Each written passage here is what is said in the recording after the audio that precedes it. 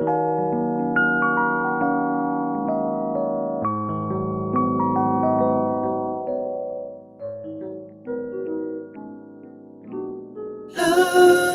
and affection, no fear of rejection. This I know is true.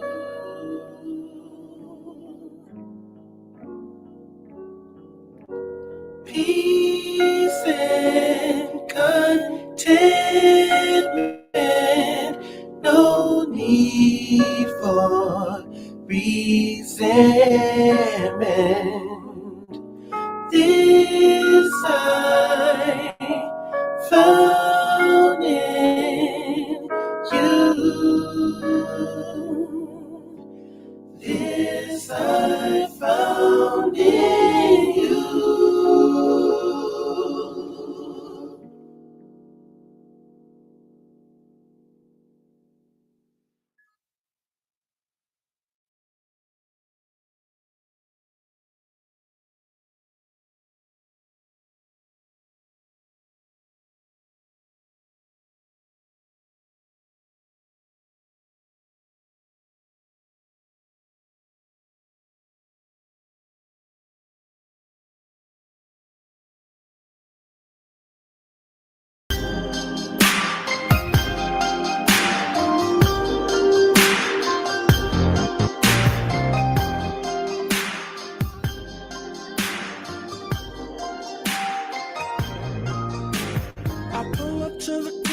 Slow motion, then I jump out. Instantly 100 camera phones pop out. I run straight to the back of the club in the corner. Then the bartender sipping bottles of the bubbly. Once I started sipping up, these girls was looking pretty.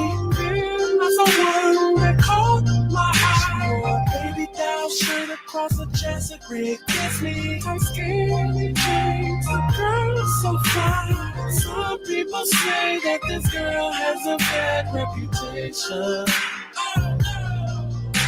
And some people say that this girl is a little too friendly. But she roll that booty like a hula hoop. She make it go up, she make it go down. She roll that booty like a hula hoop. I think I love her. I just wanna be out shawty, think about. She roll that booty like a hula hoop. She make it go up, she make it go down. She roll that booty like a hula hoop. I think I love her.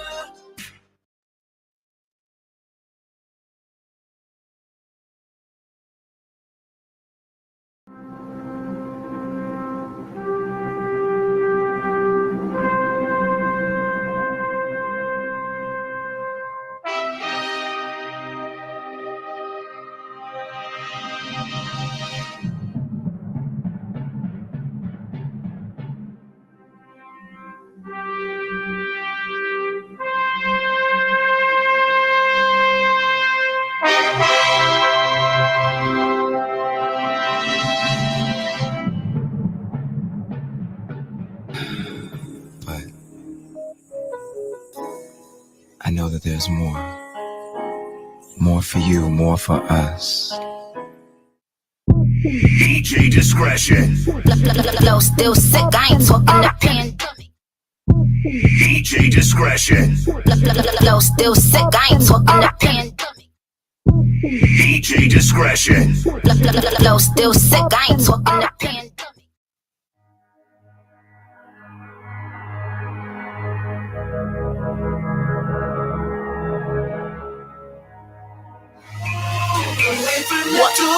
Say you love it, what you gonna do now? Hope you're ready, cause I'm really about to put it down. Girl, you know that I will never disrespect you. We love tomorrow, but tonight I wanna spank you. That ass down, gotta make it last now. Start off slow, then I'ma beat it up.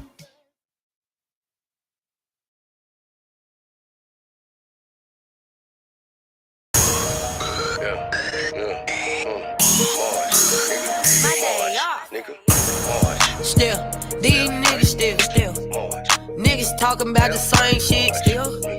Bitches sucking on the same dick still. Need it right now, but these niggas still keep the still. Lot of scars, and they still ain't here. Hold on, still keep the still. Bitch, lot of scars, and they still ain't here. Finna go in like who in the fuck is that? Making them stop the track. Might have to bring it back. I can still go thunderclap. Like what is the funny thing? It look like you thundercat. Sending these shots when I'm coming here. Say that you're here today, go get your money back. No 100 the brand. Standing up on that, tell them I'm under that. Slide shit in the van. Putting up on that, bitch, you the punny your ass bad, hold the can. Watch when I throw it back, who say no to that? Daddy, how it look? Like a damn snitch. Let's go! You can bag it, bitch, I'm bringing real back like who the fuck allowed. Dream team, let's go! We watching right now, bitch. Another day, another fucking nigga born. This shit is getting born. What the fuck is going on? Look up at my arm, that's a lucky charm. Yeah, I pop shit, these hoes don't even popcorn. Damn, in that bitch is like a thorn. Diamond flick is that a porn? Make a quick before the smoke get in my lung. Hold on, bitch, queen bitch with 2 kings on the song. Hold on, bitch, for he know not what he do, forgive him, Lord. Yo, this the conversation everybody want. I'll put you on. We gonna have it. Shots up on your head, Dior the thong. Okay. Still, these niggas still. Niggas talking about the same shit still. Bitches sucking on the same dick still. Need it right now, but these niggas still. Look, still keep the still. I'm about to bring the fabulous model. Still ain't here. The hottest makeup artist Still keep the still. in itself. Wait a minute, Tim. Talk to him. First your master got you, then them whites in Charleston about you. To the point make you think folk on IG care about Toya you. is But I here. will drop you from a place so far from grace, white folks are Y'all don't We know understand Cop police don't need no how makeup serious for it's your about to failure. get. It's a teachable moment. We can see what he want. I tell my son, tell that fuck nigga he got it if he the opponent. Listen to me, his death is life. Every time he open his eye, she another got funeral hers. he lived through cause I got mine. 1,000 deaths. Look at how far he done brung himself. Give him enough rope, he will surely be done hung himself. Listen, country nigga seen a bunch of nigga ate up in the street like the munch of nigga. Head swole like a pumpkin nigga, got a new banana for a fucking nigga. Hold up. I've been stand up, nigga, ran up, they get level. We about to have that Never will be conversation. on my level. Tell the truth to shame the devil. Grown brake folks press or only. gas pedals, all I know. Niggas say they We been ain't leaving nothing unturned. Hey, what a day. My son responded. Facebook, What the fuck, what's niggas good? say? I end up on the internet going back True and forth. Social, with a what's J. good? You never was suck a dick to get a dub, nigga. 9/11, come and get them. I know who they were. YouTube nigga. was good. LinkedIn was good. Call me King of Atlanta. That'll be Gucci. Y'all go follow her right now. Be talking. Ain't gonna do shit. I'll televise your revolution. Y'all go follow her right now. Now watch this. Get into it, bitch. Still, these niggas still. Niggas talking about the same shit still. Bitches. That's the point right there. Everybody talking about the same old stuff. Everybody doing this, everybody doing that. But I keep telling you, all the hot stuff come through me first. Now, this lady that I'm about to bring to the platform, right? I want y'all to really, be on your P's and Q's, be respectful. But when I say she's one of the hottest makeup artists in the industry, she's one of the hottest models in the industry. We're going to talk about everything from relationships to R. Kelly. We're going to talk about some Earn Hall. We're going to talk about people in the goddamn industry. We're going to talk about real relationships, dating people that's in the industry versus people that's not in the industry. Man, look, I can't even go no more, man. But I got to bring her up here. I'm sorry. I got to bring her up here. I can't do this introduction no more. When I say beautiful, she's beautiful. I want you to know. First of all, look. Baby, you were taking too long. And I was just like, you know what? Dana already know his best friend don't play. You need to go ahead and stop all this talking to top. Now, I already started my drink. I ain't got time.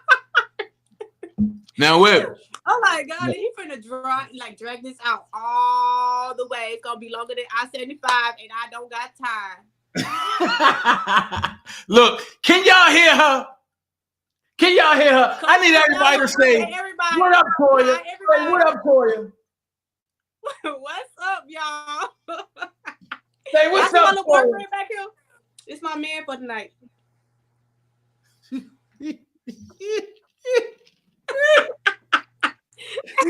Oh, free. I ain't got no. Man, I know people on the internet like, hi, Dana, get her over there. Yeah. See, the baddies come to the teddy bear first. But hey, look. See the baddies come in first. You know what I mean? Look, Gospel Glam said, I need to connect with her. Yeah, and she here in Atlanta, Gospel Glam. She here. Caramel said, hey, welcome to Toya. Wait a minute, Caramel, how you know? Hey, first of all, you got my government name up here. That's why. You got my government name up here, but we're going to talk about it off air. No, I don't. I got Toya J.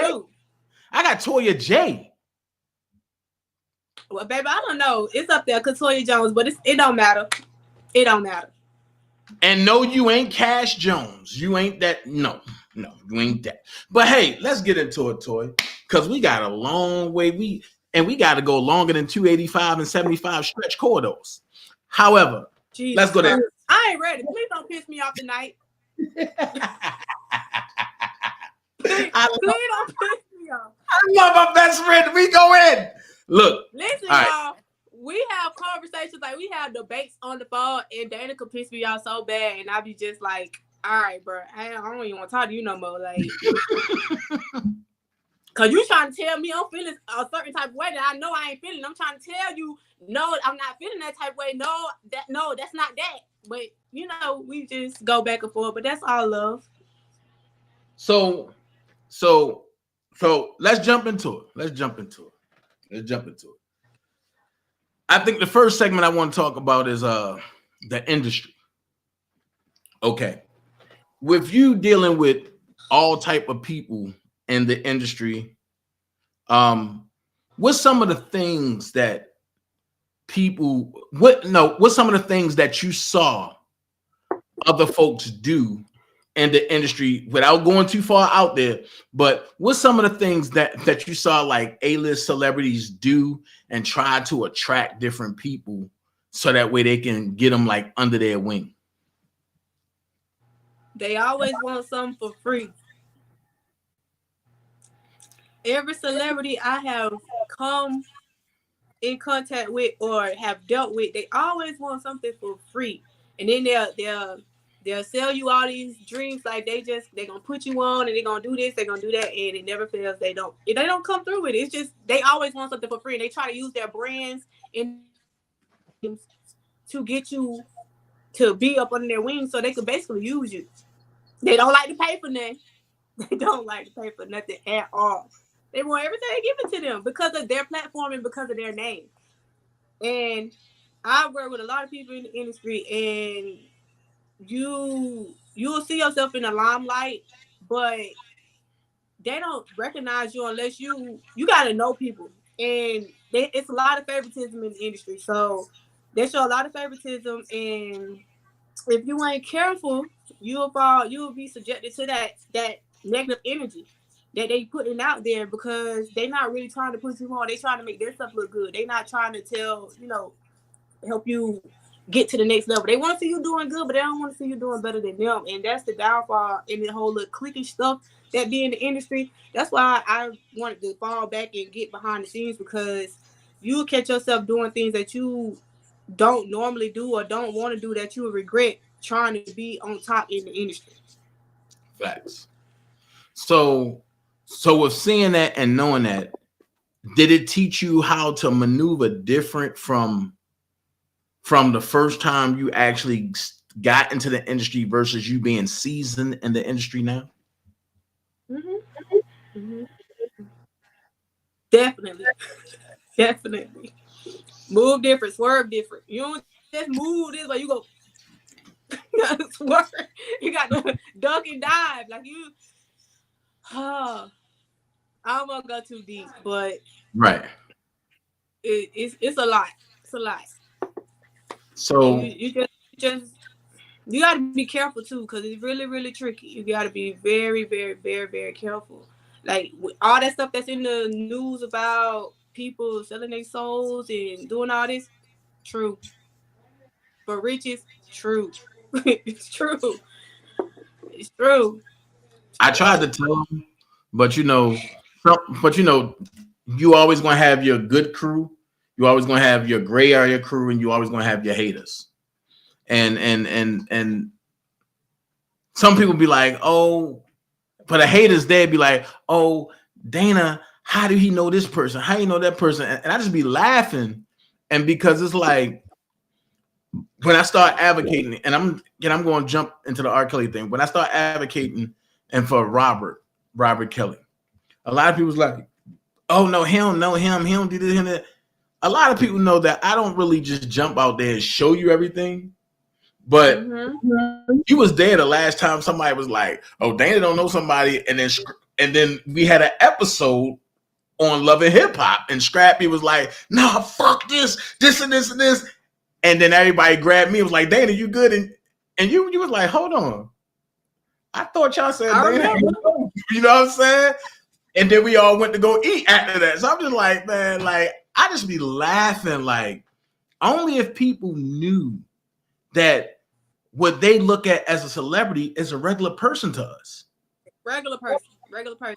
They don't have no more than you can have. Like, they just make their money differently. They decide to embarrass themselves publicly nationwide, and then we want to work our 9 to 5s or do our little gigs and stuff behind the scene in the industry. But it's just all about the route you choose and the road you take. I don't want to be on those reality shows. That's not going to tarnish my brain, but that can go real left, real bad, real quick. fast.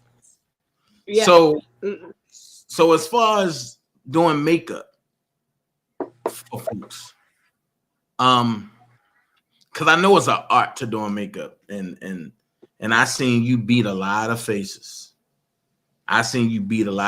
So I'm saying, what made you get into doing makeup? Like that's not something that you just pick up and say, oh, I want to do. But what actually made you look into that? So originally, before I even moved to Atlanta to want to further my modeling career, I went to school for cosmetology. And in cosmetology, you do hair, nails, and skin. So they teach you all about that and stuff. And then once I moved to Atlanta and was like doing all the extra roles and going on set and stuff and doing photo shoots when I got there, because you know at first you have to build your portfolio, so you got a lot of money coming out of your pocket, so you got to pay these people to come glam you up and style you and all this and that. And I was just like, man, I could do my own makeup. I'm tired of paying $7,500 or more for my makeup. And I started with my friends. I called my sisters up and I was just like, y'all, I want to do makeup. I got a cosmetic line, so why not? Right. So I started planning their faces, and my sisters, let me tell you, they ride for me. They let me beat their faces. They promoted it. They did everything. So yeah, that's what really took me into the whole makeup side. And I actually love it. I enjoy it. I love making people beautiful and have another type of confidence about themselves. So it's very enjoyable. Like, I get a kick out of it. I love when, especially the older people, they just feel like, oh my God, like they do a whole 360 turnaround transformation. And they be so amazed. And then I be very careful about the type of products that I use, because some stuff is not for us type of girls, us brown girls. Like that MAC, bad for our skins. Very, very, very, very, very bad about our skin. So I try to use stuff on myself so that I know what it can and cannot do, and so I could tell my clients, like, this right here not good for you, may not be good for you because you got oily skin, may not be good for you because you got acne, you got this, you got that. So that's pretty much it. So question, because we're going to just go right along. I got the questions. We're going to roll through them. This is a 4-part question. What you think about the R. Kelly situation right now? Good, bad, or difference? What do you think about it? Y'all know I'm gonna ride for my boy. I'm gonna ride for my boy. I'm gonna ride for my boy.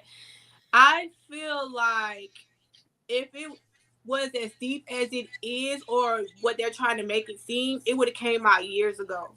Why wait until now for it to come out? Right. And I've been around R. Kelly twice in my days of being in Atlanta. When I first came to Atlanta, I've never seen that side of him. Like, I've never seen the person that they're trying to portray.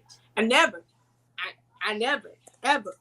Your sister promoted one of the venues for him, right? Mm-hmm. So I've never seen that side of him. Shout out to Miss Jackson. She one of the hottest promoters in the A.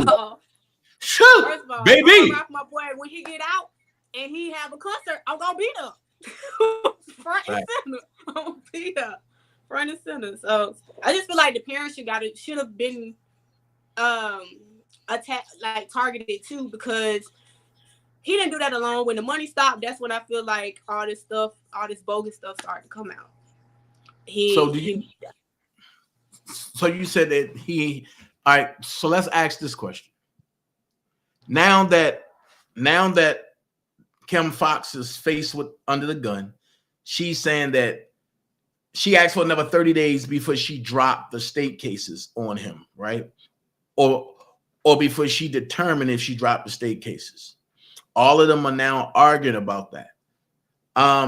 Since the federal cases are spawned from the state cases, do you feel as though that he will clean his appeal and come home off the appeal once they drop all the cases? Yep, I feel that way. Mm-hmm. Strongly. I really do. You got it's a lot of effery around this whole situation.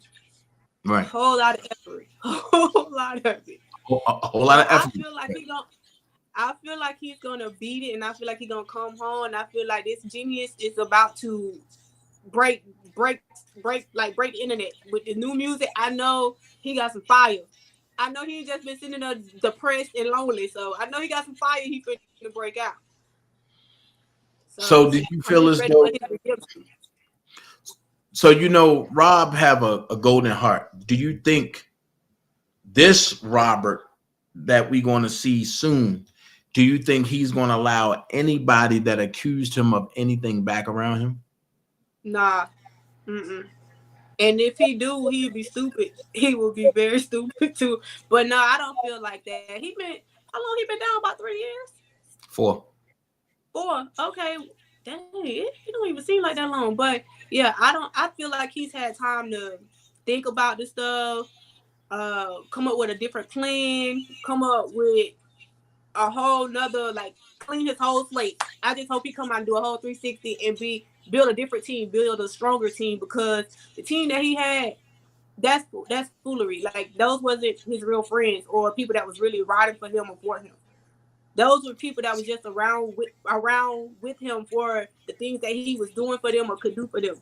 So when the money probably started getting less and less, or whatever the case may have been, that's when I feel like they turned their back on him, and that was wrong. I'm telling you, I'm gonna ride for my friends, rich, poor, whatever. I'm gonna ride for my friends. I'm not gonna throw my friend under the bus. Even if wrong or right, I'm still not finna throw my friends under the bus. I'm gonna ride with my friends 110,000%. That's what we do. I just feel like the people that he chose to have around him envied him. They was jealous, and they was waiting for his downfall. Wow. That's deep right there. I mean, because you have people that come out now talking about something. Oh, I would have testified. I would have did this. I would have did that. But then when the time came, everybody either got ghosts, or they was faking seizures, or they was faking different things, or they was brain dead with only 3 months to live. It was a lot of foolery going on, and it's just to the point where, even though I was connected to a lot of them, I released a lot of them. And because it's like, what is the point of still hanging around folks that I know wasn't there for Robert at that time? Oh, Lord. Oh, Lord, you mop with it. So with that being said, and we're going to ask Robert, and we're going to get into it. Is the lack of communication the death of many relationships? This is where the people in the chat, y'all. Oh Lord, I'm not ready for this. I'm not ready for this part because I love you, but I just know. I just know. Me? I just know. Listen, this is the part. Have a whole debate, bro. This is the part where the people in the chat, y'all can be vocal and post y'all's, and I'm going to post y'all comment so Toy can see it too. So, is the lack of communication the death of many relationships? And when we talk relationships, we're not talking about just girlfriend, boyfriend, husband, wife. We talking about friendships as well. Business, and we talking about business. We talk anything that you can form a relationship with. That's what we talking about. So my question is the lack of communication the death of many relationships?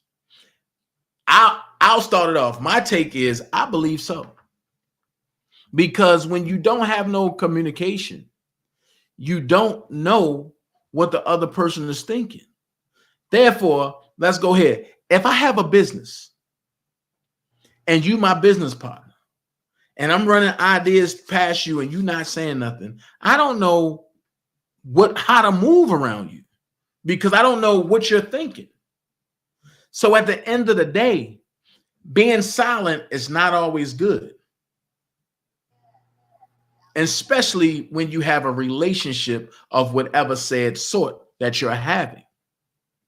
So as far as relationships, if I'm in a relationship and I'm the only one communicating, I'm going to let you go. And the reason being is I don't do the cheating thing. So I'll let you go and I'll let you have a mute relationship with somebody that understand your love language, that y'all can be hermits and mutes together. No, I need communication. What about you, Toy?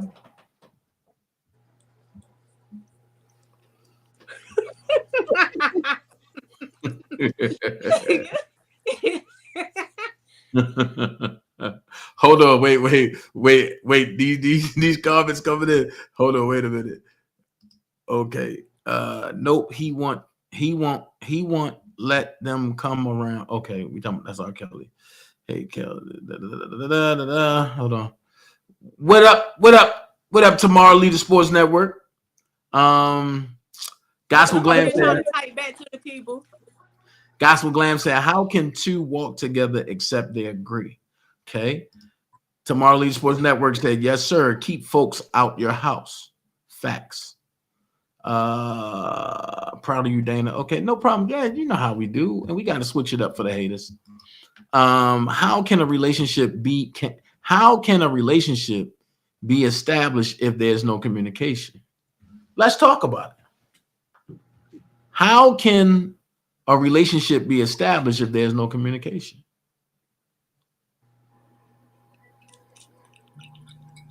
Talking to me? Yeah. Okay, you already know how I feel about this whole communication thing, because if it ain't no communication, baby, it's dead. It's gonna be dead, like right then and there, because I can't be the only one communicating. It can't be one-sided. It cannot be one-sided for me. Okay, so what about if you dating somebody, right? If you dating somebody, and when you dating somebody, they scared to communicate, but every time they communicate, it's always aggressive, or it's always, "Oh, you don't understand me," and they playing a victim role. How would you take that as being a person of your status, a person of your caliber? Ain't no understanding. Dana, you already know how I feel about this. So, okay, I'm finna use me, right? And I ain't putting all my business out there, but listen, I was dating this person, right? At first, when we first started out in the beginning, he said he was the type of person that would communicate. And I'm like, okay, cool. Because I'm recently divorced. So I know I've learned a lot from my marriage. So what I learned in my marriage was that you have to communicate. You cannot be one-sided, and you cannot ignore your partner and their feelings and whatever they're bringing to your attention. You can't ignore it. That's what I did in my marriage. But that wasn't a reason for my downfall, marriage divorce. But that was one of the things, because when I came into my marriage, I was kind of like the breadwinner. So I felt like I don't have to answer to you. I don't have to tell you anything. I don't have to communicate anything to you, because it's my money. I do what I want. It's me, me, me, me, me. It's my house, my cars, all of it's in my name. That's the immature part when I was younger, how I used to think. But now, being older and wiser, I've learned that it's not that they trying to control you, your partner's trying to control you and trying to tell you what to do. They just want you to communicate and want you to, it's like a courtesy thing and a respect thing for you to inform your partner on the decisions you make, or have them to have input on what you're doing. If it's business, if it's something around the house, if it's anything financial, like, I feel like it's a respect thing. And if your partner has a drawback on it, like has an opinion on, like, nah, babe, I don't think you should be doing it that way, listen to them. Don't just go flying off the wall like, well, I'm gonna do it anyway. What's the point of you communicating or telling them that you're gonna do it if you ain't gonna take their opinions and what they say, in? So when this guy wasn't communicating with me about simple stuff, I was just like, yo, so I did the same thing that you're doing in my marriage, and I learned from it. So now I try to approach different things. I try to approach it different ways when I'm dating somebody new and trying to get to know somebody. Because I used to be in that shoe of me not wanting to listen to nobody, because I just felt like I had it all together, and because I was a breadwinner, I could do what I want.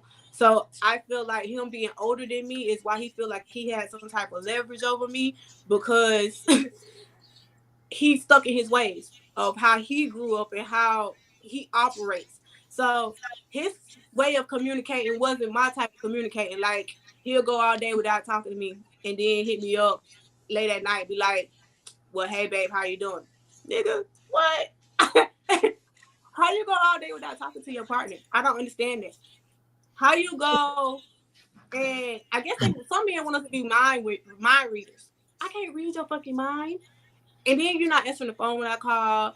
You're not responding back to text messages when I text you, until hours and hours and hours later. And then me on the other side, sometimes you just like, okay, I know this man see me calling or texting him, and he's not even responding back to me. But then now that I got an attitude because you're not responding back to me or communicating with me, you trying to make me feel like I'm the problem, I'm the issue, like I'm doing too much, like I'm tripping. No, I'm not tripping. I just know that usually you would communicate with me, but now you're not. If you're too busy, if you got something going on, if something is happening, I feel like it's a courtesy and respectful for you to communicate something to your partner. Babe, I'm busy at work today, so you're really not gonna hear from me today. Or I got this right here going on, so you're really not gonna hear from me today. Instead of ignoring that person all day long and not saying anything, now you leave the window open for them to think other stuff. Especially when you're dealing with somebody that went through traumatic stuff and other things in the past. But still, I feel like you should communicate with your partner something, not go all day and ignore them. So wait. But what if they in a type of work, the line of work that we both do and that we both accustomed to, right? Mm-hmm. Let's just say that, time didn't permit for the text to come like, babe, this. Let's just say that didn't happen until later. If you are concrete in your position, it shouldn't be like, oh, why he not hitting me up? But What I will say to defend the women, because I just defended the men on that point, to defend the women, if a man starts a certain way, if that's the way he got you, he need to continue that way to keep you and do a little more to expound on keeping you. Because what I found is nowadays women don't like repetitious, and that's repetitious nothing. And that's repetitious nothing. So whatever's repetitious, throw it out the way. You have to revamp and make the first day again over when y'all first start dealing with each other. And that's what I think a lot of people fail to do in relationships. They do not revamp the love for each other. And see, and I might break the man circle, or I might break the man code for a minute, but we know and we feel it first when the relationship is slipping a little bit. If we don't care, we'll let it slip and say, fuck it. That's a good way that we got out of it. But if we care a lot, as soon as we start seeing it slip, we gonna try to revamp it, and we trying to remake that glow. And the problem is, a lot of men have pride. And the pride is like, just like you said, if I'm the breadwinner, yo, where you gonna go? I'm bringing in everything. Just chill. Deal with this for a little bit. And I got the rest. But I'm going to treat you the way I feel like treating you because I'm the breadwinner. These my goddamn cars. This my house. You wash your clothes in a brand new Samsung joint that none of your other exes can get. I mean, men just put it out there, and so do women. Because women be like, I feel like that's so wrong. So wrong. Facts. It's real, but I just feel like that's so wrong. Like, and see, and that made both of us grow. Because it's like, I used to feel like that too. Like, yo, I'm the superstar. I'm the one that's known. Everybody know you because of me. Shut the fuck up. I got this. And then when I want you to speak, I'll give you the cue. Until then, play the background. But like you said, that's so wrong. Because I carried that in relationships, and it hurt a lot of people. Yeah. And that can easily dead a relationship. It really can. It can it can tear it down, tear it apart.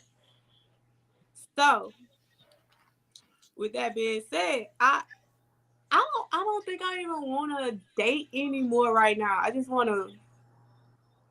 want to just stay back because I keep attracting the same type of man. Like they say, they start off with the calling and the communicating and all of that, and then once they get you or think they got you, then all that starts to, slow down and slowly stops. But when I try to explain to them, like, okay, yeah, I got a busy schedule. If I can make time for you or take a half a minute or a second to respond to you when you calling and texting, you should be able to do the same. You ain't in the same line of work that I am, but I've dated somebody in the same line of work that I am in. And right. when I know that they're in the same line of work that I am in, then I take a different approach. But if I'm dating a regular schmegular person with a 9 to 5, you got time. You got time. You ain't doing nothing so much that you cannot take a half a second or a minute to say something. Say something. So question, do you believe that communication helps a relationship grow, or do you think that communication can hinder a relationship? I feel like the lack of communication can end a relationship. I feel like if it's efficient communication there, it will grow on both parts. You both gotta want it. You both have to listen to each other to understand each other, not listening to one another to just hear each other. You have to listen to understand your partner. Right. And when you listening to understand your partner, you taking in and you trying to figure out, okay, well, she don't like how I do this, or he don't like how I do this. So let me do something differently to fix it. Let me compromise. Right. But you got so many people that stuck in their ways. They just like, well, I ain't compromising. I don't care. I said what I said. That's it. That's all. That ain't cool. That's not right. So Gospel Glam said, so you still had the single boss woman spirit attitude going on even in your marriage, because I guess she meant to say she, because Toya was the breadwinner, not a husband. But she said because he was the breadwinner. Huh?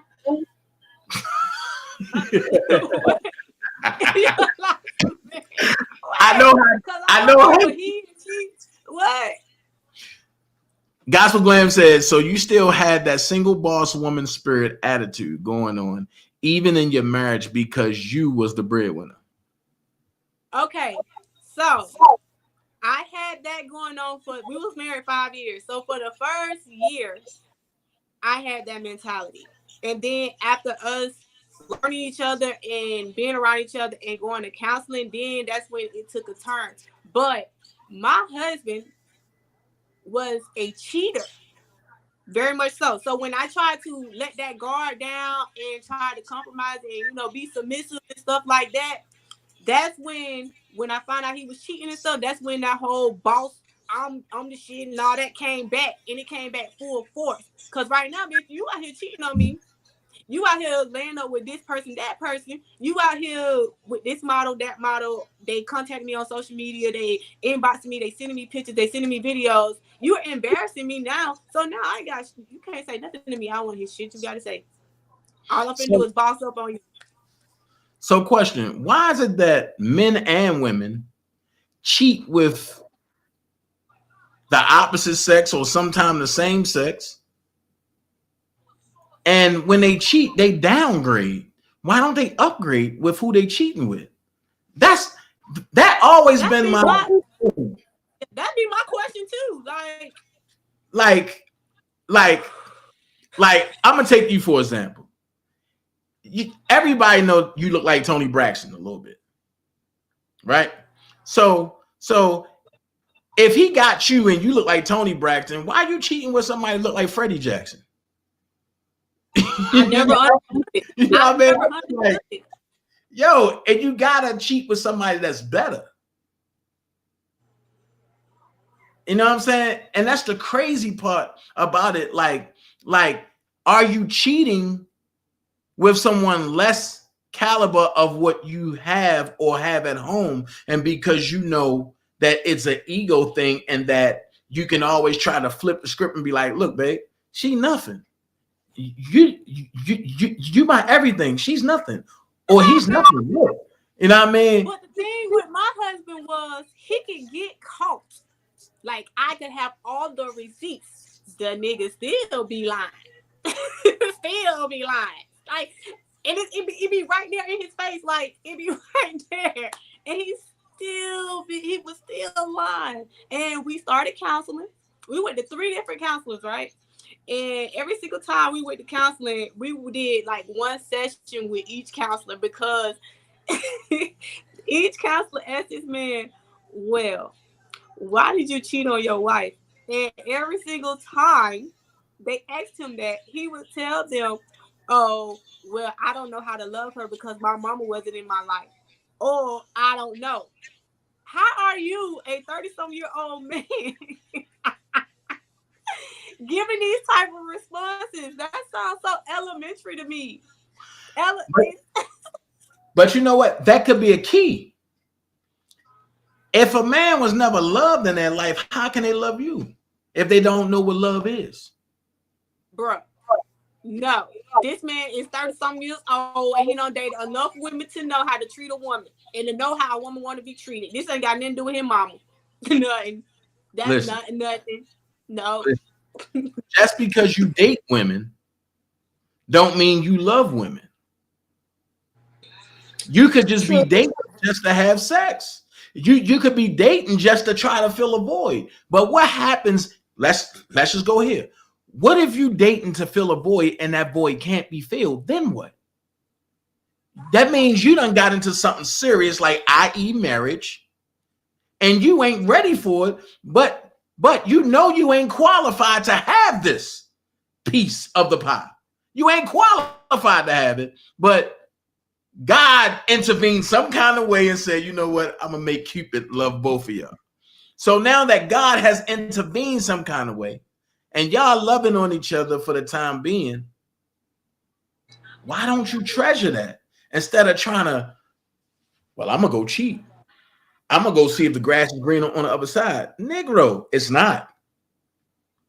Artificial grass don't work. I got trapped. I got stuck and I got trapped. That's your story. I got set up seriously because we were dating or whatever before we got married, before we got engaged. Everything was the bomb. Everything, like we traveled every weekend. We did something. Like we was always doing something. We like it was the bliss, right? Mm. But this whole time, the man was cheating. But I didn't find out until after we got married. So basically, what you're saying is that he was living a double, triple, quadruple life. A double life. I didn't know this man had child support, was back child support. I didn't know this man's license was suspended. I didn't know none of this. Like he was driving my vehicles and didn't have no license. I was just blindsided. And I was stuck at this moment. And then not only just stuck at that moment, I was pregnant at the time. So I just feel like I ain't had, like, my whole world came crumbling down the whole time. I was miserable. I just felt, and I told him, I said, if you wasn't ready for marriage, why did you do that? Like, why did you ask me to marry you? Like, why would you go through all of that just to hurt me and cheat while I'm pregnant, cheat before I got pregnant, cheat before we got married, was cheating right before we got married. Like, literally the day before we got married, I see a text message maybe 2 weeks after we got married that he had been communicating with somebody a day before we got married. Like, oh, that's hurtful. It didn't make no sense. That's very hurtful. And at that time, I felt like I was stuck. Like I feel like I didn't have nowhere to go. Wow. So basically, you let your guards down so much to the point where you was all in, and cut everybody off just to find out that it was nothing there. Yep. Absolutely. That's not good. No, it wasn't. Y'all see, I went off the grid for a whole 3 years. I was miserable. For 3 years? 3 years, I was miserable. I can't believe that. I was, my mama couldn't believe you ain't gonna let yourself I wouldn't get my hair done. I wasn't doing nothing. Like, I wouldn't get my hair done. I didn't want to go nowhere. I wasn't hanging with my friends. I wasn't doing anything because this man just drained the life out of me. He took me down. He made sure that I was so down that I didn't want to go anywhere, and him being out in the streets, being able to do what he wanted to do, that was the perfect time. Wow. So do you believe that respect, communication, and understanding equals a relationship? Yeah. Mm-hmm. It does. But it has to be a team effort. Like, it has to go on. It has to be that way on both sides. It can't be halfway on one side and all the way on one side, or no. It got to be that on both sides. It has to be equal on both sides in order for it to work. So, if you can change anything in your marriage, if you had to go back that way, and you can change anything in your marriage, what would it be? Not a goddamn thing. I would have ran. I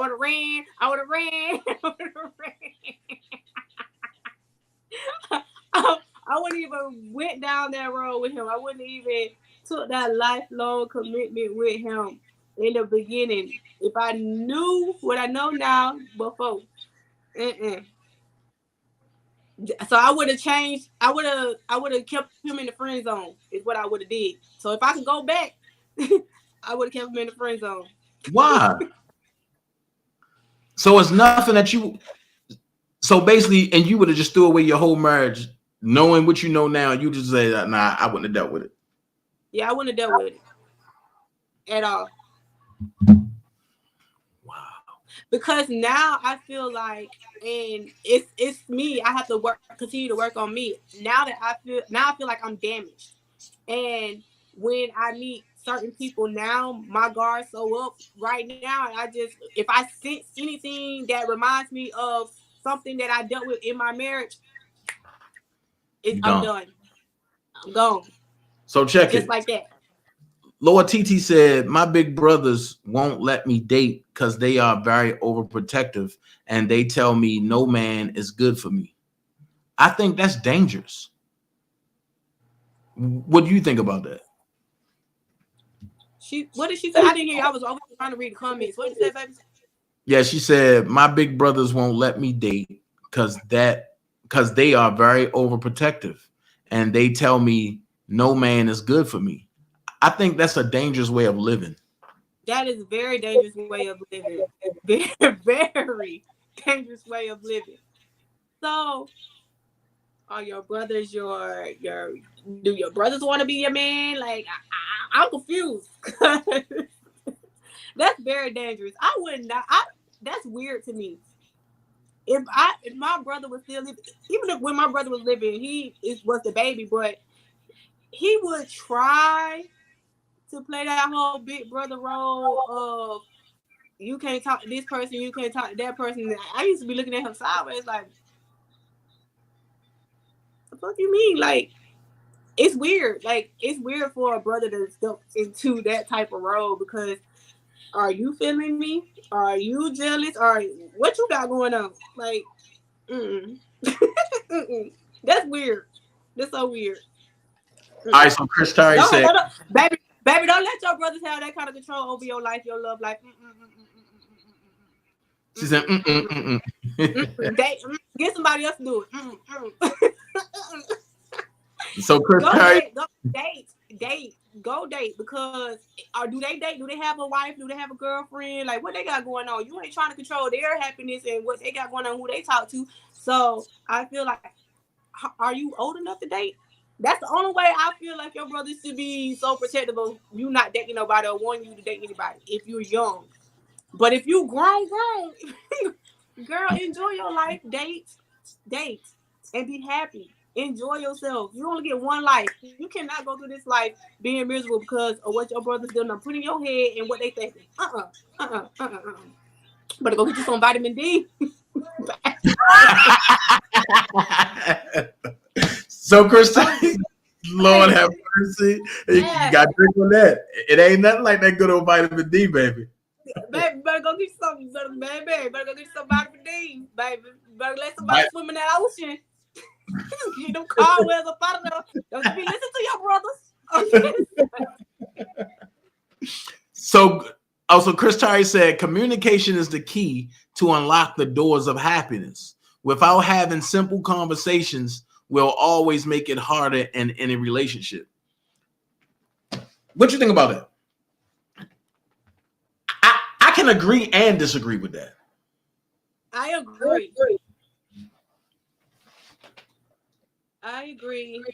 Because who wants to sit up in the house all day or be in a relationship where you on eggshells and you can't communicate with your partner? That part. Who want to do that? But also, who want to overly communicate and then it bores y'all both out? That's when you got your friends, I got my friends, and I can go do this and I can do that, and you go do that, and then we come back together, and baby, we talk about the whole night that done just went down and happened. That's how you keep it all funky and juicy, but wait. How you talk me to death? But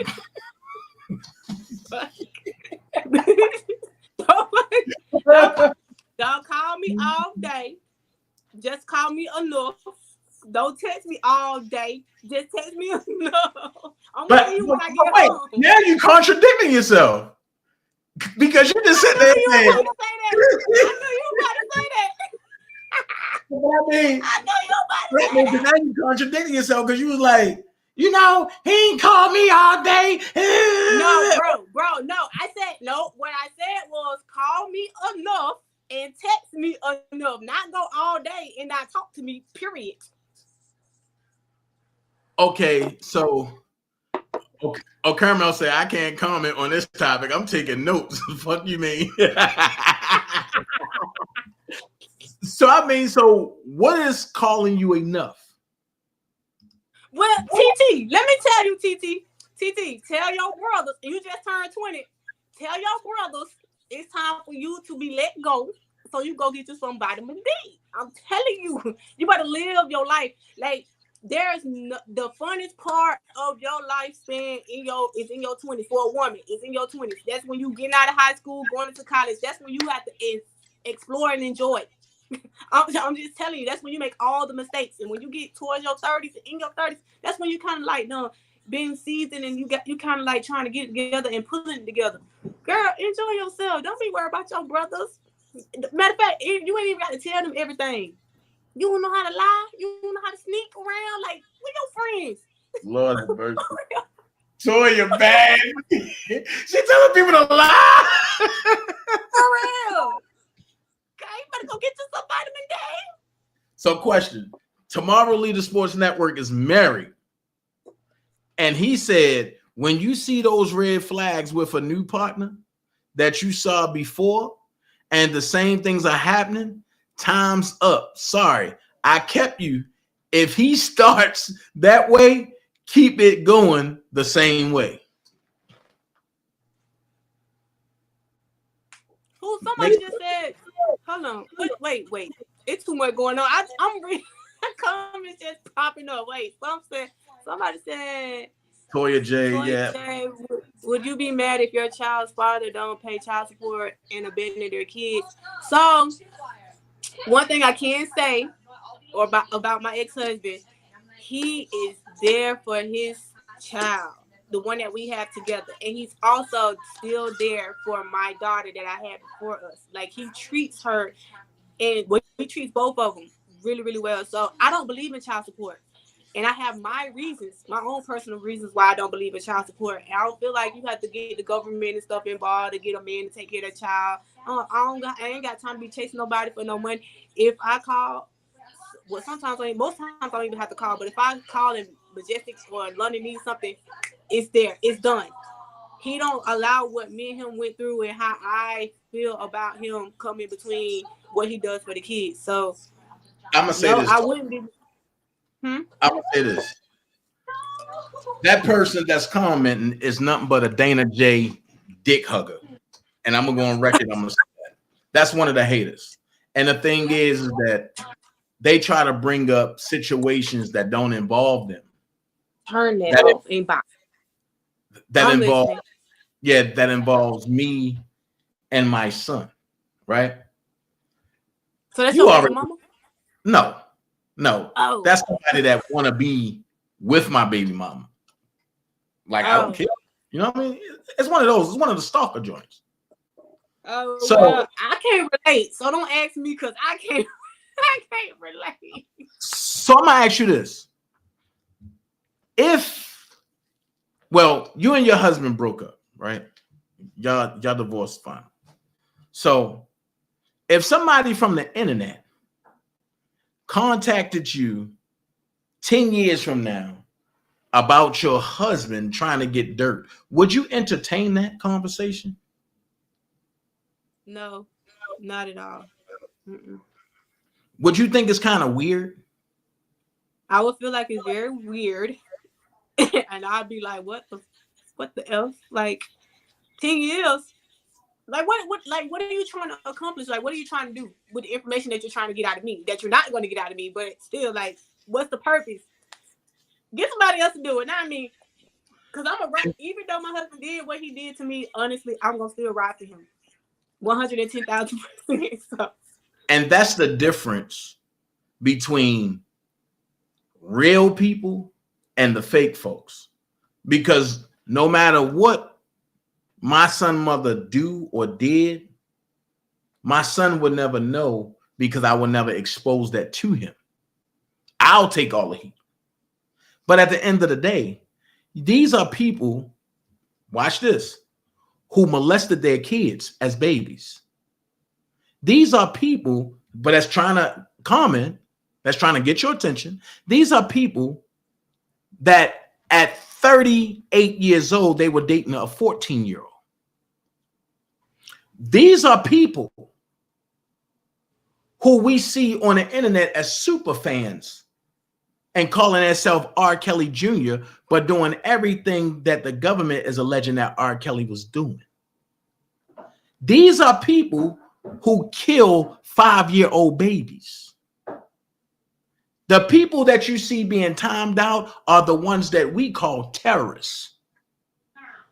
And because I know how you are, I'll sit back and laugh because I know once you know the whole baseline of it, you're going to be like, nigga, stop. Seriously, stop. And because I know how you're going to carry it. Everybody's not weak. Everybody is not going to be like, oh, well, you contacted me through the internet. Let me hold the conversation. I don't agree with Dana. So I'm going to tell you this, and I'm going to send you off and I'm going to tell you what I want you to know, but you won't never know the whole truth. Okay. So I just Wait. Hold up. Wait. Listen, Dana, my friend, been my bestie for a long time, right? So here it goes. I just feel like, because I just seen something else come up. I feel like if y'all want to bring up anything that's personal, call them, email them. Getting on here on a live where we're discussing different topics and stuff is not the place for that. Like, that's ridiculous. And I'm not going to entertain it, period. I'm not going to even give any thought and life into it. So, though your questions and stuff will be ignored by me. Like, don't do that. Now, let's get back on course now that we got rid of the stupid people. So, and dating, right? Do you automatically jump out and tell the person that you're interested in? Do you tell them your love language? Or no, let me go this right. Let me go this route. Should women tell the guy that they dating their love language off the bat, or should they put enough signs out there for the guy to catch it just to see if the guy is interested in them enough to catch it? Okay. So before I found out what the love languages were, the 5 love languages, I was ignorant to it. So I never approached a relationship with that. But now that I know what the love languages are and did research on it and read about it, now when I date new people, I ask them what their love language is, and I also tell them mine. And also we do the love language test together so that we know how to, kind of like approach each other and how to start to love each other, to form a bond, a friendship first before a relationship, So question, what is the love language test? So if you go on the love language, I think it's lovelanguage.com or 5lovelanguages.com or something like that. It's a test that they have on there where they ask you various questions about yourself. And at the end of the test, it tells you what your, from 1 to 5 or 1 to 7, whatever it is, it tells you your top love language. So mine is my top 2 is quality time and words of affirmation. So that's my love language, baby. Words of affirmation is a winner for me. Like, speak life into me. Tell me something. Talk to me. Tell me something good about myself. Encourage me. Pray with me. Pray for me. Do all that. Like, I'm going to fall in love with you. If you're doing it like that. And then quality time. I feel like I need a lot of quality time. A whole lot of quality time. Without quality time, how are you able to learn each other? How are you able to be around each other and see what that person like and don't like, or what you like and don't like about each other. To kind of like figure each other out. So yeah, I feel like if y'all get ready to date somebody, or if you're in a relationship already, I feel like you should go take that test. It's fun. It's very fun. And share y'all results with each other. It's very, very, very fun. Very fun. Big Vi Opinion said there are different love languages for couples and singles. Also married people. I ain't know that. Me either. You learn something new every day. Right. Okay, Vi said he got a whole live about love language. Okay, I gotta go look at that because I ain't know nothing about that. Yeah, we gotta go check that out. Definitely. So, question: what if you had? I'm tired of your damn questions. I'm finna start asking you some questions. But So, question: because this conversation comes up every 2 months on different platforms, and it just made its way to 88.9. It just made its way. Does size matter in a relationship? Wait, what kind of size? Is you talking about the vitamin D? Yeah. The penile. Yes. Do size matter? Yep, for me it do. So I'm just saying, like, what if you get a guy that's not that endowed, but he know what he doing? Then what? I'm sorry, I can't do it. Can't do it. What if you got somebody that's too big for your fit? Then what? He gotta go too. Damn. So you wouldn't work? I'm laughing hard because I've experienced both of these.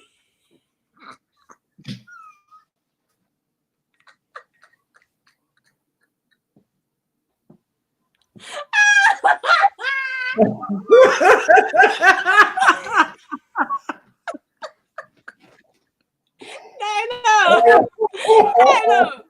I had a shrimp before. I said, poor little I thing. couldn't feel nothing. It's like, what is it in here?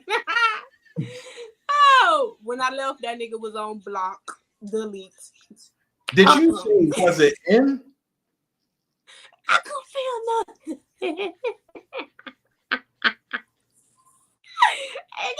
It had to go. I had to.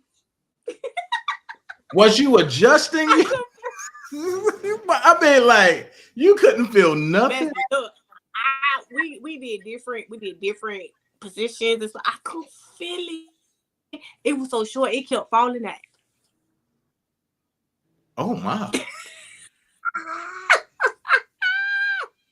Lord.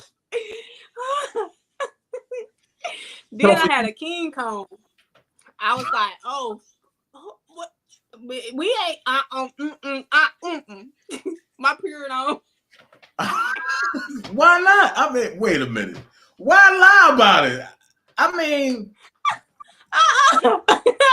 if y'all can have kids, y'all can fit. You know what I'm saying? You ain't finna tell my insides. I ain't never pushed the baby out, so that thing still tight and right. So yeah, I forgot you had C-section.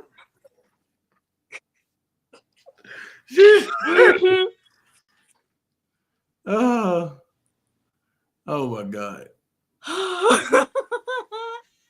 So it got to be just right. It got to be just right. Okay. Right, Ann. That's me right now. That's me, Ann. That's me. He's like the band of porridge. This one is just right. And through you can't do that. That me. So yeah, that look about right. Hold on, see here we gotta do it. What's coming? Where Levi at with that size 16? Levi.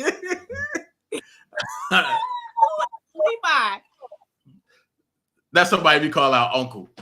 So, and he say he wears size 16 shoe. So, you know what they say with the myth, like, you know, big feet. Child, please. And you know what? That'd be another question I ask, and they be like, they probably looking at me or thinking in their head, like, why she asked me what size shoes I wear? Good. I'm just trying to figure out. I'm trying to figure out. But I mean, me personally, I just tell you, like, yo, just go grab it and see if you like it. You know what I mean? 9 times out of 10, you ain't gonna have I never had no complaints. Once they grab, they like, oh yes, oh yeah, baby, yeah. Oh, that dude, yeah. Oh hell no. That's what I'd be like, man, shoot. I mean, like, oh yeah, just yeah, you know what I'm saying? You know what I mean? But it's like a lot of people be asking that question, and I see when they ask B Simone, and she's like, "Well, baby girl," and I mean, she doing her thing, and I'm just like, I'm gonna let B Simone tell her story. You know what I mean? Child, we're gonna talk about Simone. Right. I'm gonna let B tell her story because I know B run from Wood. So that's why I just be like, don't. I mean, do you not see the foolery she got going on in the media right now? About her not take a bath every day. Babe. Listen. Nah. That's where baby, I you say, work out too much not to be taking no bath every day. How you damn doing? And I'm saying to myself, B, why would you do that? Nigga, that's publicity. All publicity ain't good. Good publicity, no. Right, because now people going to think you got the Beyonce going on that you don't put deodorant on. You know what I mean? Think people going to think that. And I'm just like, yo. You make Bessie, why you didn't tell me my clothes are riding up on me? Man, it look good. It fits. Shit, I don't got no complaints. And you want an interview. You doing good. Listen, ain't nothing showing. And it's just I told you, this is the same top I had on, and my mama told me, so you need to hide your boobs. I said, what, you can't see that? Stop looking at me. Listen, and you got the original Care Bears that came out in 1982. Sport that junk. Because I'm looking for a onesie with the original Care Bear joint. I'm telling you, I'm a rocket for Christmas. Where did I get this from? I think I got this from like Hot Topic or something. Yeah. So question. Until you start asking me questions, I'm gonna fire them away. So no. Where you going? Not there. Not there. Hold up, babe. Don't mind him, babe. Don't mind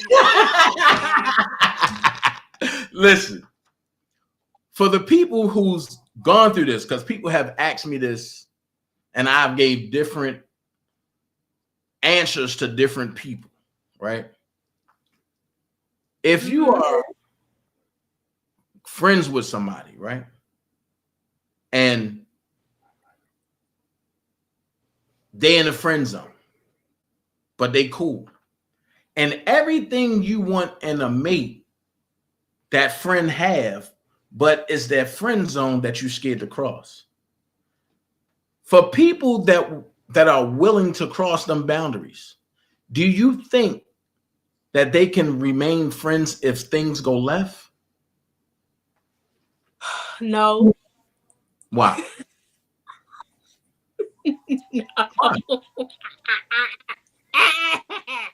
Why?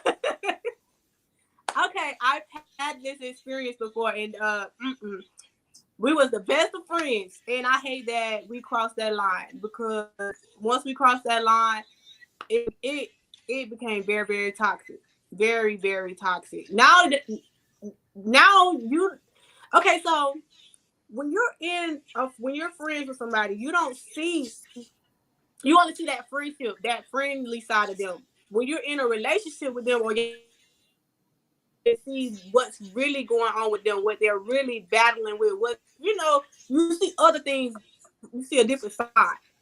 So with that particular person, I knew him as a friend, always being there to support me, always there. Like he was big bro to me because he's older than me.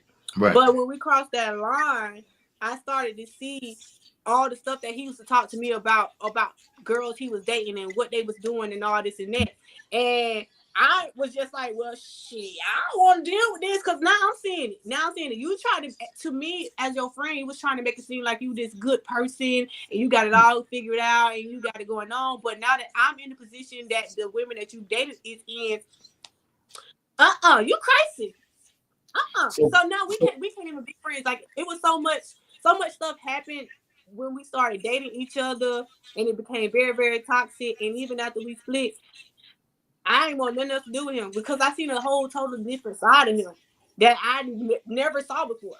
Like it was totally opposite from him being my big bro and doing the things that he was doing for me as a friend. So what if y'all dated and then things didn't work out? And he put himself back into the friend zone and still act like big bro and all that. Would you accept that? No, it's too much damage done. It's too much damage done. Okay, so let's flip it. What if y'all crossed that line and everything you wanted was in that guy, and that guy is still doing everything he should do? Would you overlook that guy because he's your friend, or would you be like, let's give it a chance and see where it goes? I ain't doing that again. I ain't even finna test the waters no more. I'm good. I'm good. No. So is that even if that person showed you every positive trait and continued to show, you still wouldn't do it? No. I can't do it. See, my sister got this thing where she do things in 3. Sometimes I do things in 3. Now that I, have been around her so long, but it's just certain things I can't do in 3. I can do one time, and that's one of them one times. I ain't doing it no more. I don't want to, because the friendship was beautiful. We was friends for years. So I would never, ever want to jeopardize that again with another friend. Well, see, now here's where I disagree with you at. Because the best relationship is the great friendship. Yeah. Now, wait. But if we start off as friends. Wait. Here's the catch to that, though.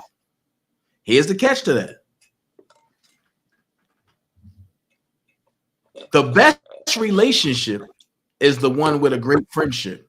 If that's the case, that means both have to show themselves transparent. Now, if one is being a chameleon and the other is being transparent, that person was never your friend. Something for you to talk about. Things that make you go. That's if y'all, because that's if y'all don't agree try to take stuff to that level. I ain't even agree with another friend to take that to another level. It's a done deal. Done data. Friend is what you're gonna be. Friend zone. Then you gonna stay right there. She said, ain't done. No crossing over. Ain't no talking about it. I ain't doing it no more. I would never ever do that again. I would never ever do that again.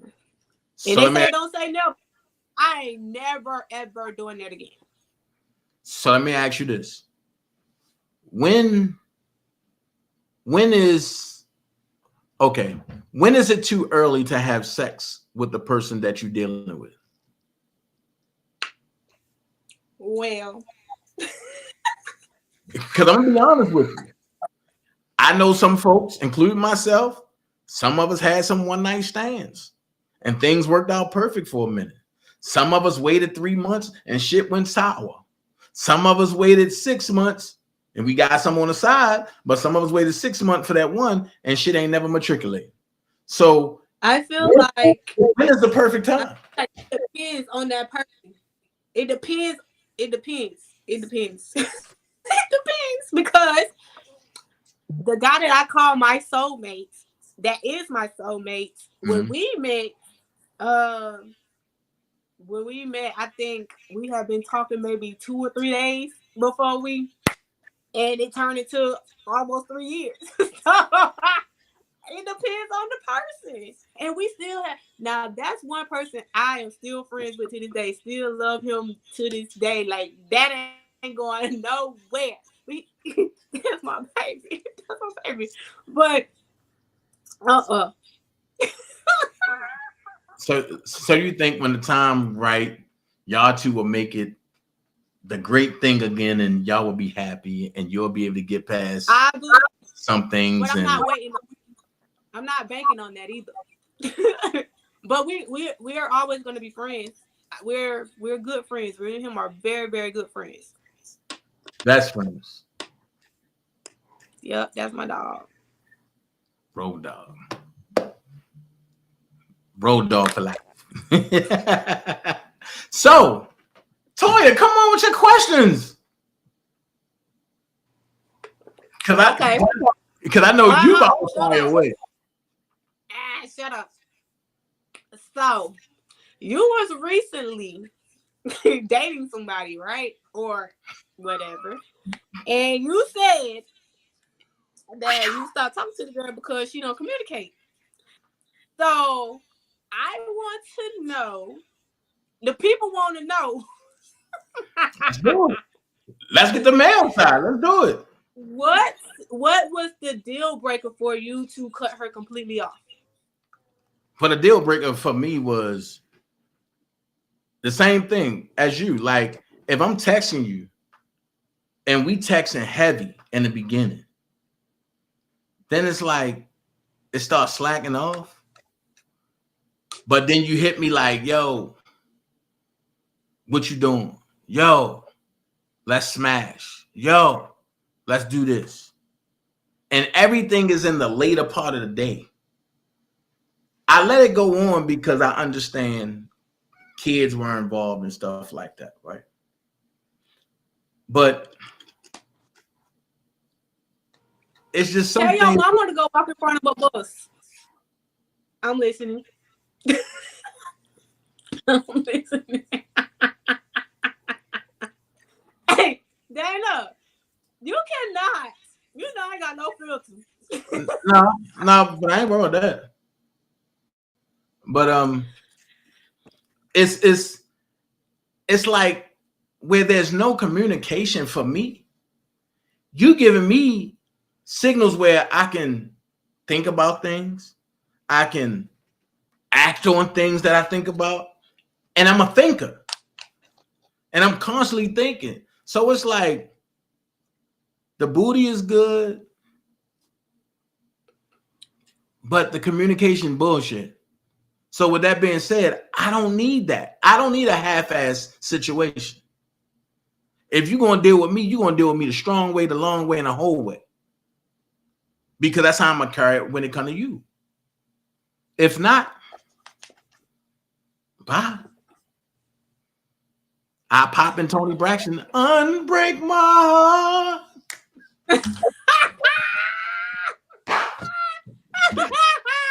Say you love me again. Inside toy. Inside. That's funny. That's so funny. So what now? How long ago that was? That was a minute ago. That was like 6 months ago. To be honest. What now? What are you doing now? I'm chilling, stacking paper, doing what I need to do, building my empire. So do you have a preference when it comes to women? I like all women. I ain't gonna lie. So like you like big girls, like I like wait. But I'm about to go there. Big girls, you like the wait, size girls. wait. mini me girls? Like the. Have you ever had sex with a midget before? Hell no. Hell no. Hey, what up, Prima? Hell no. But I'm gonna tell you, I like all women. I've never had sex with a midget, and I never plan on to. That midgets scare me. Honestly, they scare me because I'm trying to figure out. Phobia. Right. I'm trying to figure out why did you stop growing? You know what I mean? You know what I mean? And it's like, not to brag on myself, but I'm blessed. So it's like me hitting that. I'm thinking I'm gonna hit an organ or something. Like, no. You know what I'm saying? No. No. But that's the last thing I need is then we get the scratching and the organs start jumping. I swear to God, for your birthday. I will haul ass. I'm telling you, I will run.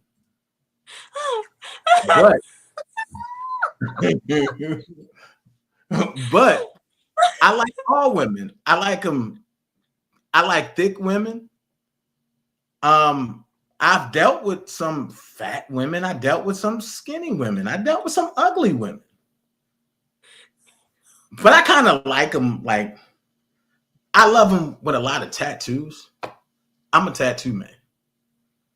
And they got to groom very well. Look at Toya's stupid. Toya's head. And they got to groom very well.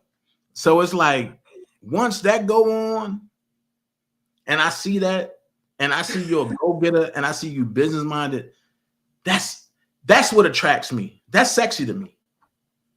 And I think once you can stimulate my mind, then if you can stimulate my mind, then sex is unbreakable.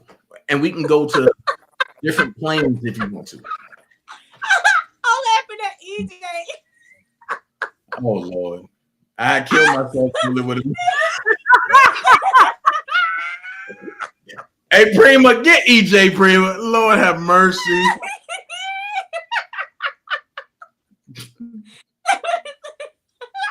He said he'd kill it. Prima said, oh, my, what I stroll on? Strolling on. I'm just saying, like the sex game, that comes after the mental game. But that comes after me knowing that you can handle business. Once I know that you got that side straight, then the sex part is just going to be phenomenal. Not all the time. Now, watch this. Watch this. I disagree, but go ahead. If your sex game needs some work,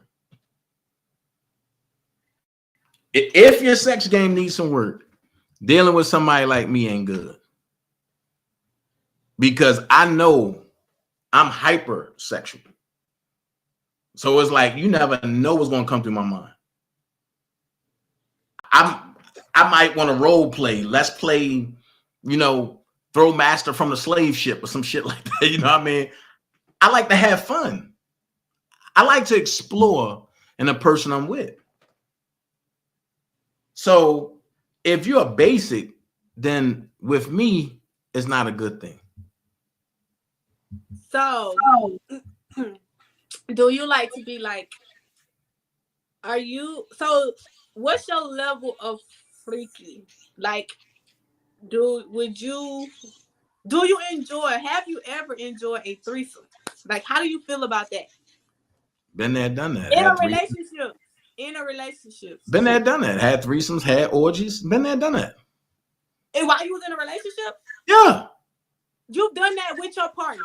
Yeah. And your partner was okay with it? But they wanted it. You didn't want it. They wanted it. No.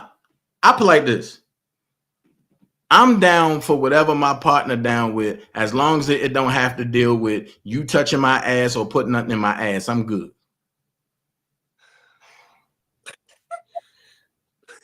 Like, okay.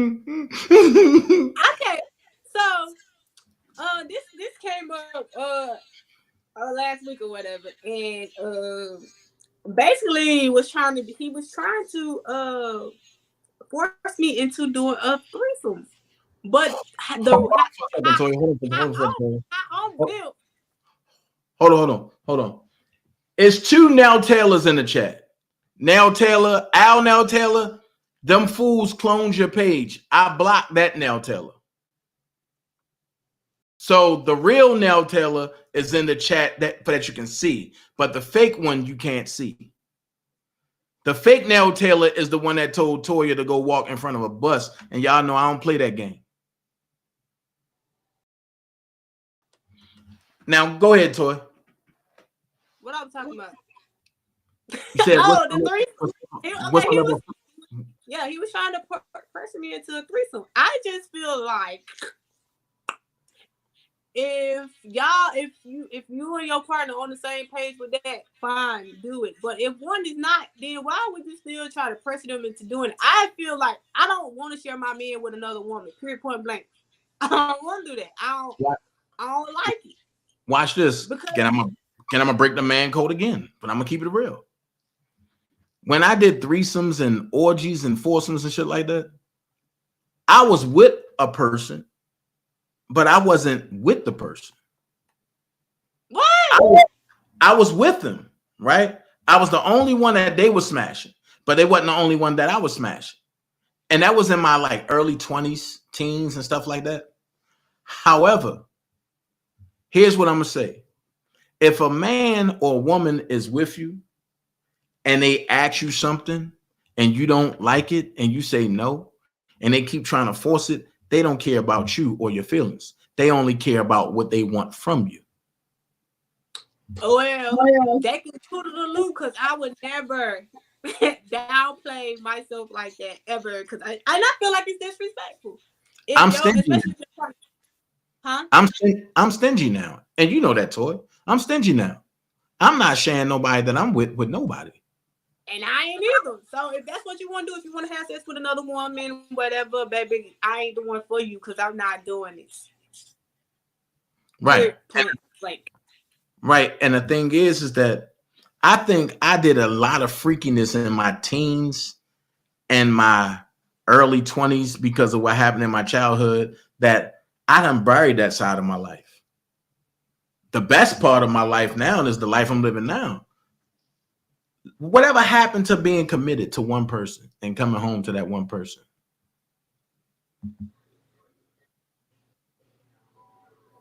I'll read these comments. What they talk about?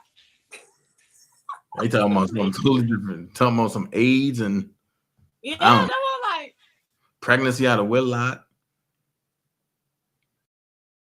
Okay, Ann. Oh my God! Look at this. Toya J. Dana want to be R. Kelly so bad. Really? Who said that? Listen. Dana J is Dana J. Oh, that's I will never. I thought you blocked them people. I can still see him, but y'all can't. I can see it too. You can see it. Hold on. Let's see.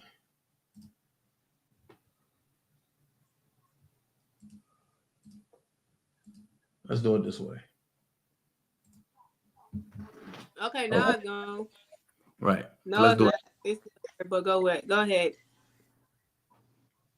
Hold on. Let's do it this way.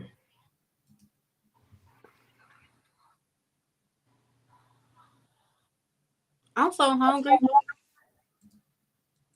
I made some wings last night, so when I got off work, I came in, ate them wings before what kind of wings? I fried some wings. You know me. More in the air fryer? No, I put them in grease that last night. Thank you, Georgia girl. Guess I like it. Yeah. Toya be doing the hell out of some makeup. And it's just a light beat, but thank you, baby. I ain't did nothing but did some what I did. Some little bit of cream, BB cream, and some eyeshadow, and some mascara, and some lip gloss. So go ahead, fire away. Come on. Because the guys need to have a side, because I've been asking for the guys, so the women need to ask the guys now. Okay, let me piggyback on something that you said earlier. You said some men are afraid to communicate. Right. Why is that? Well, I can give you various reasons, but I'm gonna give you 3 off the top. One, because they might not feel as though that they are on your level. That's one. Second thing is they might feel as though that if they communicate, it's going to leave them vulnerable to you, and they might not want to be vulnerable at this state and at this time when it comes to you. Third thing, it could be that they just assholes and they just want what they want, and they just want to take from you and not deposit back into you.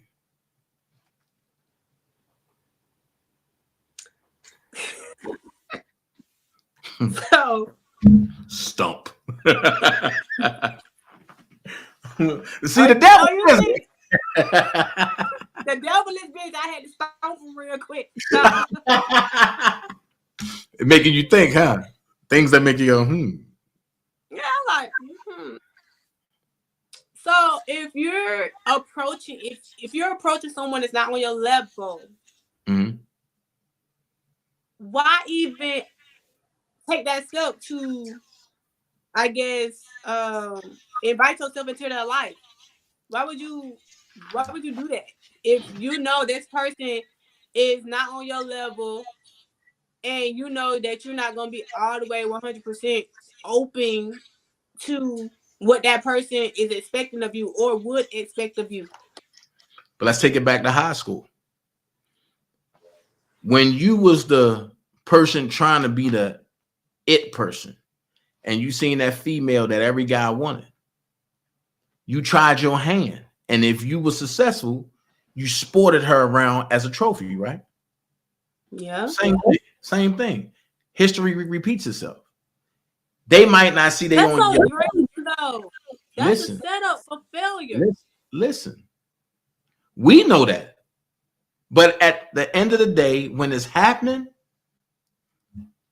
it's like, yo, she beautiful. I'm gonna see if I can get that.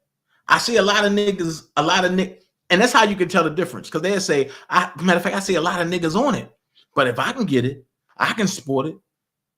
Then hey, and then if they can crack it, then it's like, yeah, I got it all. But then what happens after you get it all?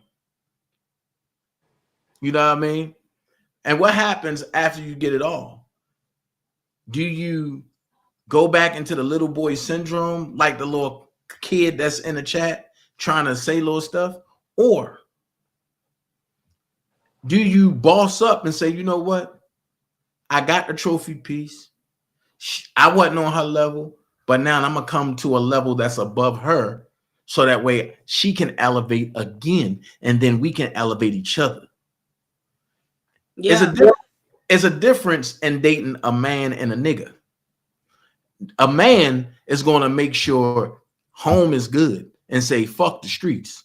A nigga is going to sag his pants, not wash his ass, come on the internet using words like E is you, D is and that, improper sentences and shit, and just be the bum that they fucking are. A nigga is going to sit home and play your son PlayStation and then try to coerce you to work and finna make you feel bad because he don't want to work. It ain't happening over her. I never understood that. It happens, but I never can wrap my head around it. Like, I just can't even set myself up to accept anything like that. Like, I ain't finna take care of you. You're not finna be sitting home playing on the game while I'm out working. And no, I'm not. That's like having another child. Facts. But let's look at statistics. How many women out there that just want to be in a relationship that don't mind settling for a nigga? And then she will pass up the grown man because she would say, well, It's just something about him I'm not attracted to. Maybe that grown man got a shrimp. Maybe the grown man got a mandingo. I'm gonna keep it real. That's me. You know what I'm saying? I have to be attracted to you. I just can't. You can have all the good qualities and all of that, but I still have to be attracted to you physically. If I'm not attracted to you physically, you just gonna be my friend. I'm sorry. You just gonna be my friend. I can't go no further. And I introduce you to other people, but it's a no for me. She says a no for me. It's a no for me. I got standards and qualities too. I have to be attracted to you. I have to be attracted to you. I can't. You know how Beyonce and Jay-Z, take them for example. I don't care how much money you got, what you got going on, none of that. I couldn't do it. And you couldn't mess with Sean? He not attractive to me. Period. Point in the blank. No. I have to be attracted to you some kind of way. And it has to be in appearance. It has to be in the way you carry yourself. Like this man. So what if a person? I don't even know how my husband made it. My ex-husband, I don't know how he made the cut. So let me ask you this. What if the person is not a bum, but he's street walkable? If he's street walkable. What is street walkable? He just good enough. Street walkable. Street. What if a person is street walkable? No, my man gotta turn heads too. He got to turn the whole head too. When we walking down the block, like, oh, that motherfucker smells good. Oh, he look good. Oh, he is fine. Oh, he is. I can't. You got to match my fly. I can't. So let me ask you this question: could you date somebody but it looked like Stripe from the Gremlins, and somebody that got like a ultra 90/90 vision bifocals? And somebody that can't hold a proper sentence? No. Could you date a man that leech off of white women for protection and because they got money? No. No. Could you date somebody that solicits their girlfriend, their handler, out to other men for sex for money? No. Why are you asking these horrible questions? And because that's the person that's trying to get your attention in the chat?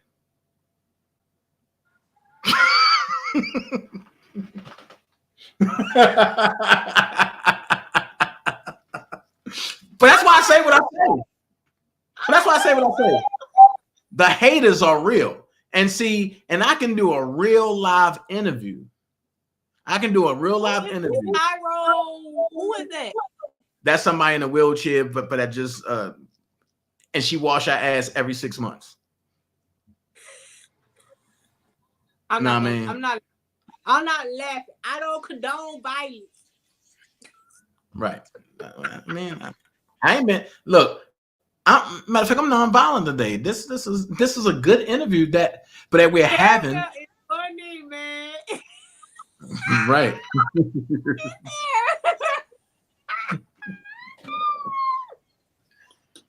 And I ain't know Caramel been following you for a minute. She knew. What is her real name? That's her name on Facebook. And she been following you for a minute. How do you know? That's my guy? Yes. That's my magic man? Yes, he can't make no appearance. He got on his drawers. No, Majestic, do not get on. No. Mm-mm. He got his drawers on. Go upstairs. I'm coming. He's like, hurry up.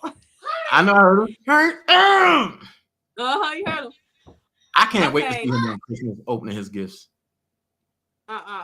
Take it upstairs now.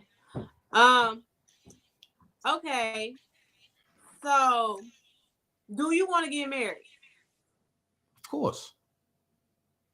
I've been engaged twice. So yeah, I definitely want to get married. But Okay. when I get married, I'm only doing it once. I'm only doing it once.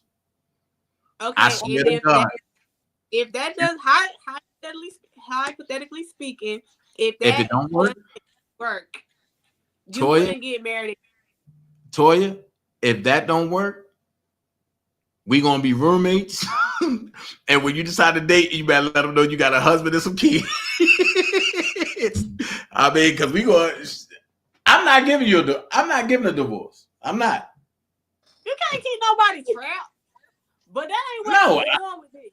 So, I dated this person, right? And at first, this was the deal breaker with me and him. This is why me and him can't be together. So, at first, he was talking about he wanted to get married. No, he said he wanted to get married, right? Even though I done been married before, I don't have a bad outlook on marriage. I still want to get married again.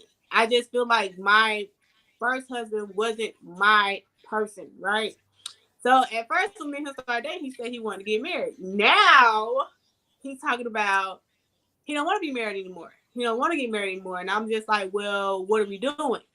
This was a way long time ago, but I'm just like, well, what are we doing? And he's just like, we can keep it just like that. I don't want to be a long time girlfriend. I can't do that. I don't want to do that. I don't want to do that. I want to have that title. I mean, I know some of y'all men be like, it don't mean nothing. The title don't mean anything.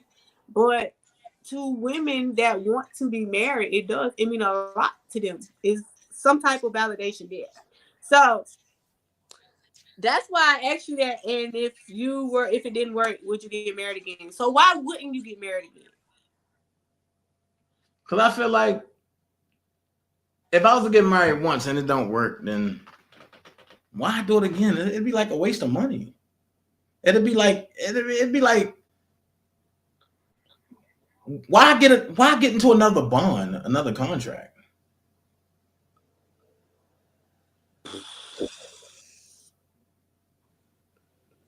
That's how you're looking at it.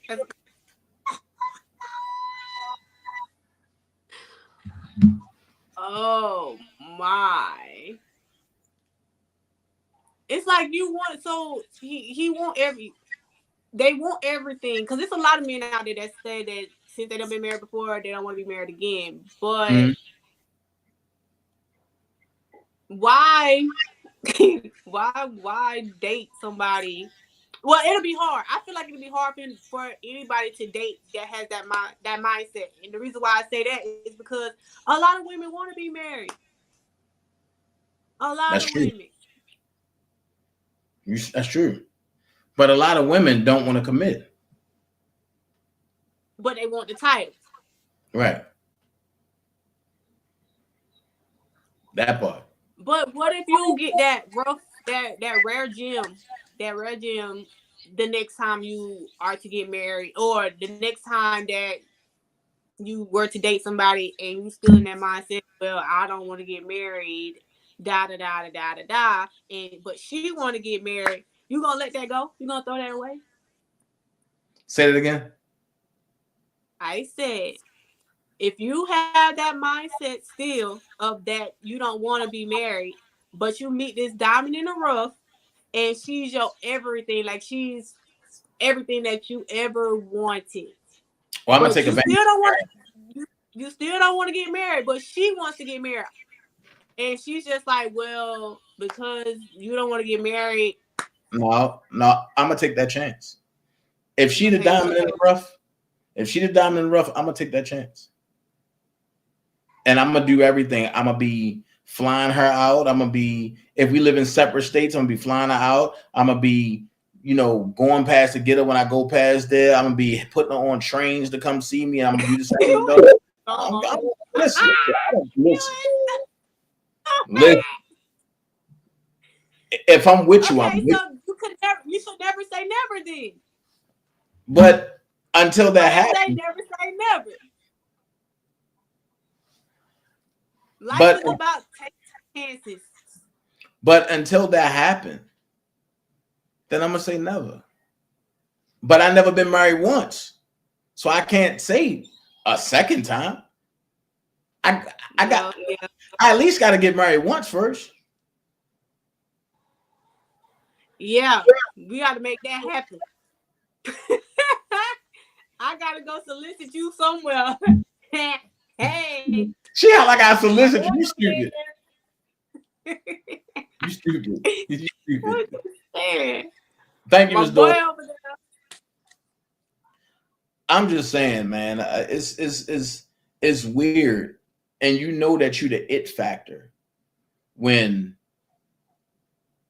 you can have somebody or you can be cool with somebody, and everybody jump the gun and be like, "Oh, you with that person and you with that person." Yo, just chill, because you don't know nothing. You don't know what's going on. But at the end of the day, when I get married the first time, it's going to be such a spectacle, because I plan on going all out. And you mess around and see Simba up there. Oh, no, you never know. I'm telling you. My mind is so crazy that you don't know how my marriage is going to be. You know? I looked at Kirk wedding the other day. I had to go revisit that. Kirk, Frost, and Rashida. I looked at that. Nah, I'm talking from the first time. Oh, from the first time. Oh. And then I looked at other weddings. They had lions in cages there. They had zebras and giraffes. I said, man, my wedding gonna be, it's gonna be crazy. It's gonna be crazy. Okay, with your safari, buddy. Coming to America. Oh no, I ain't gonna have. Oh no, I ain't gonna have that type of wedding. Okay, I guess. You know what I'm saying? I'm telling you, these trolls love being on Dana's dick. Thank you, Nikki. Facts. I just don't understand. Like, if you can't stand me, why are you always entertaining me? Why are you always over here trying to look at what we doing? I have the beautiful Toya J here. If you need your makeup done, hit Toya up. If you one of my ops and want your makeup done, hit Toya up. No.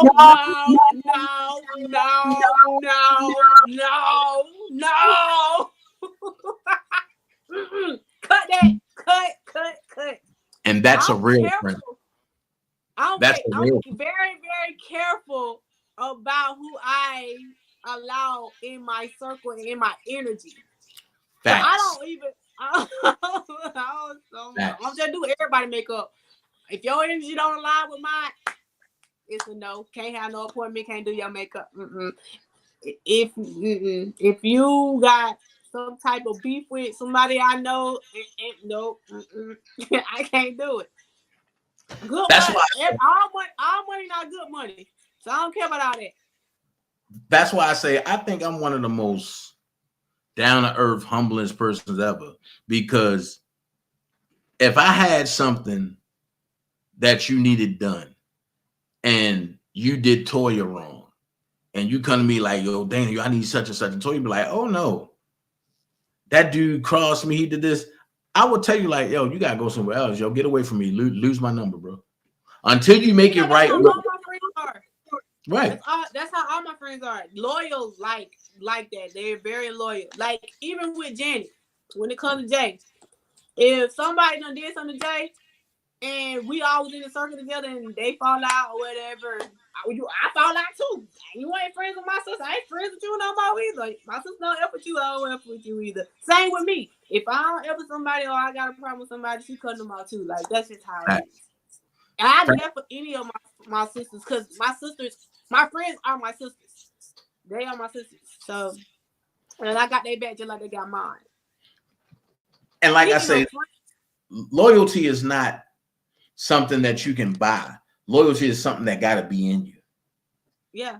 You know what I mean? Everybody ain't loyal. And like I say, I have a real circle of loyal friends, and you looking at one of them right here. That I'm gonna keep it real. All of my ops, and you probably make. I mean, And you probably make about, and you probably have like 7 more commas, 7 more circles in your bank more than they do. boy, you was stupid. So speaking of friends, right? I've been seeing in the media about the girls. What's her name? Shanquella Robinson or something. Ooh. How you feel about that situation? I really jumped into it last night, and I've been looking at it a little bit. I don't know enough and to say who people are, but I'm gonna say this: the video that I saw, right? In the video that I saw,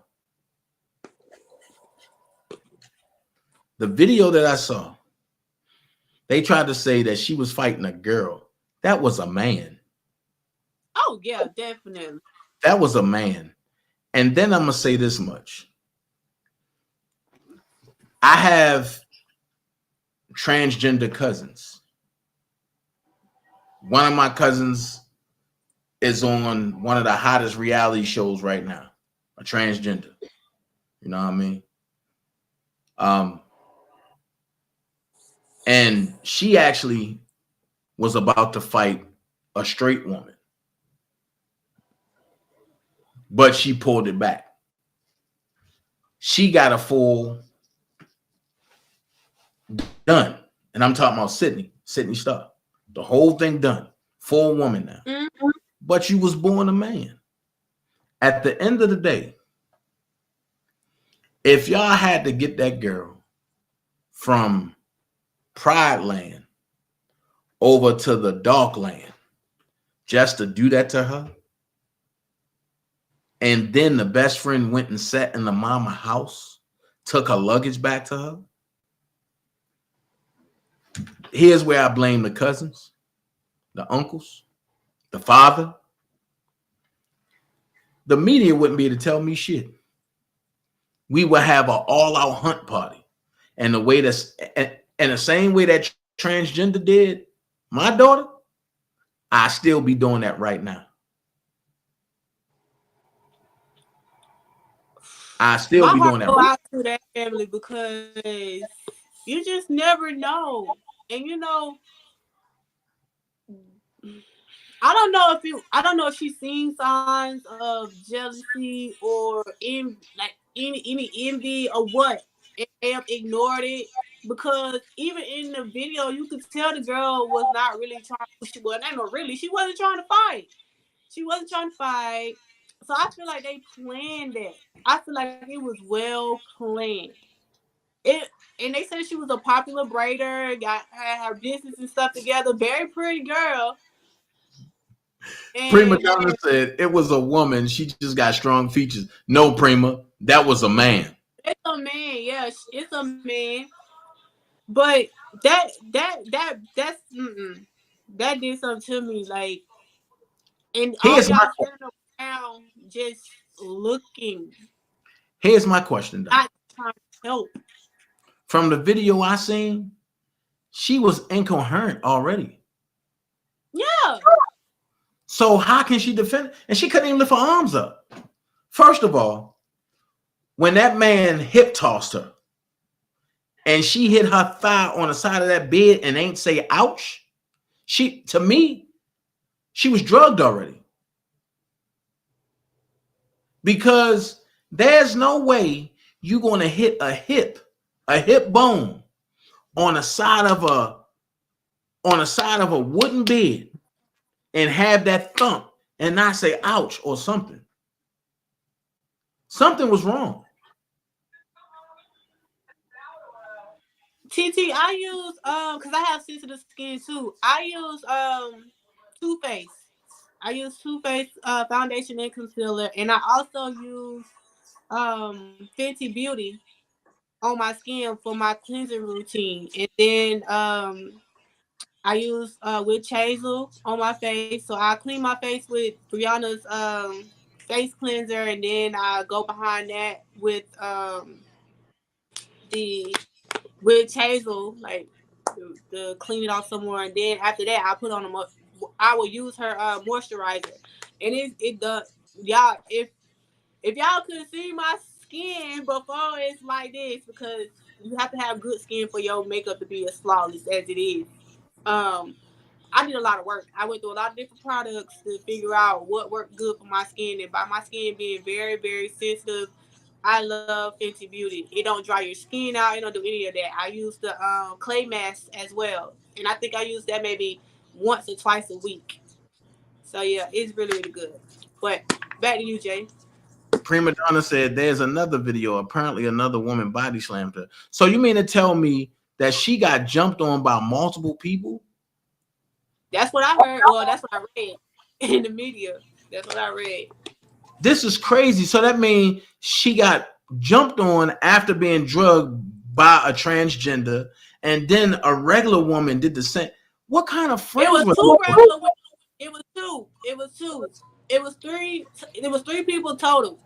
The transgender, and then two other friends that was on there. Yeah, one of them body slammed her, and the other one had already fought her or something like that. It's crazy. Carmel says she used Fit Me foundation and the shade mocha. I don't know what that means. Fit Me good too, but Fit Me is not for people that got oily skin. So if you got oily skin, that ain't the one for you. Yo, that's usually when I do my makeup, after I clean my face, I put the milk of magnesia on my face in the areas that be oily. I didn't use it tonight because you see I got a little bit of shine right there. But usually it keep it matte all night long, and it's hard to take off. You scrubbing your face all night long. But yeah. So with that teaches me that everybody ain't your friend.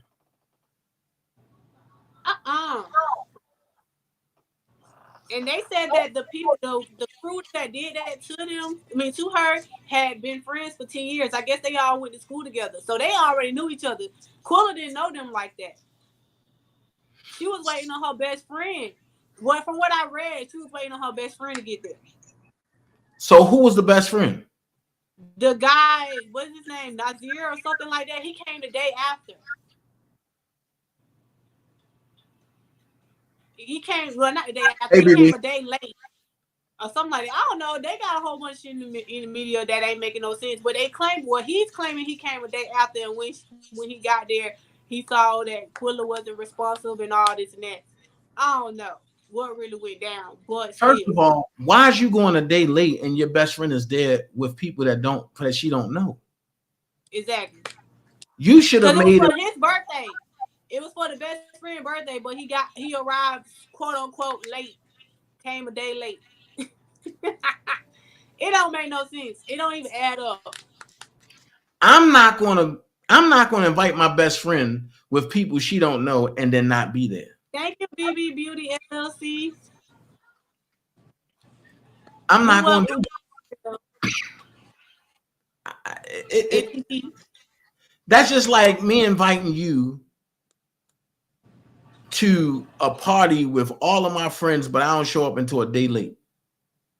And I don't know nobody. Right. That's I'm not looking stupid. So now, and my question is, did Nazir set her up?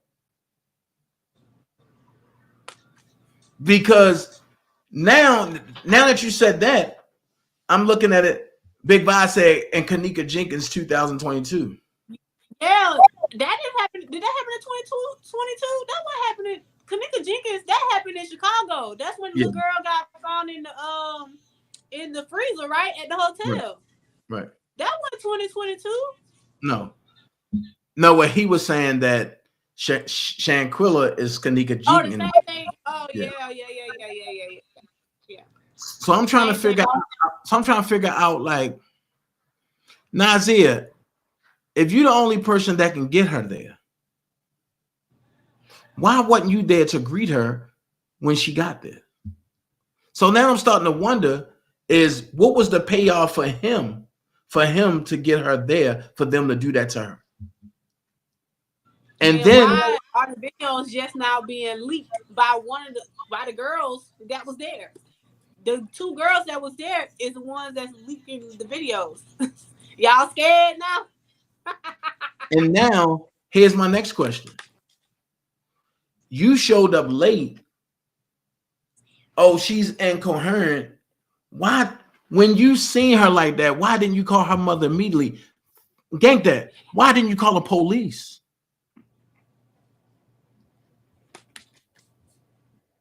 It just don't make no sense. I just feel so bad. And I know now why my sisters the way that they are. Like we turn on locations so we can see where each other at. We want to know who this person is. Like, so protective, because if I'm going somewhere with you, best believe, baby, I'm coming back with you. Or you coming back with me. I'm not gonna leave you there. So I just feel like them even leaving her there was very, very bad. Very, very wrong. That's funny. Like, if that's my best friend, I'm not gonna leave my best friend over there. And what I'm gonna go back and tell her mama? I ain't finna go back and tell her mama, oh, it was alcohol poisoning. No, I'm finna tell her mama exactly what was said to me. Cause he claiming that he didn't know what had happened. It had already happened before he got there. I'm gonna be honest. Unresponsible when he got there. That don't make no sense. I wonder what would happen if all of Shanquella cousins just roll up and just start beating him up every day. These folks ain't nowhere to be found right now. And they said one of them on the run. If you ain't do nothing wrong, why you hiding? Yeah, and she was naked as that. So I don't even understand how she even got down to her Hold on. flesh. Wait. I don't understand how she got down to no clothes on. Wait. Like, what happened before all that? So was them females trying to touch on her? I don't know, because I just seen another video that came out earlier where somebody on the video saying, y'all hoes need to hurry up and get naked. So I don't know if it was a game or something that they were playing or what, but supposedly everybody was supposed to get naked. And do what? I don't know. That's what I'm saying. I don't know. The video went off after that. Like, I don't know what the hell they were about to do. But in the video, you can hear the person saying, yeah, y'all hoes need to hurry up and get naked. It ain't taking y'all that long to get naked. Like, what y'all doing? That's what they said in the video. But they went to Cabo to do this, right? Cabo is a sex trafficking state. Country. So here's my question. Was her organs all there? They did an autopsy, so they ain't said nothing was missing. They just said that her spinal cord and something with her neck.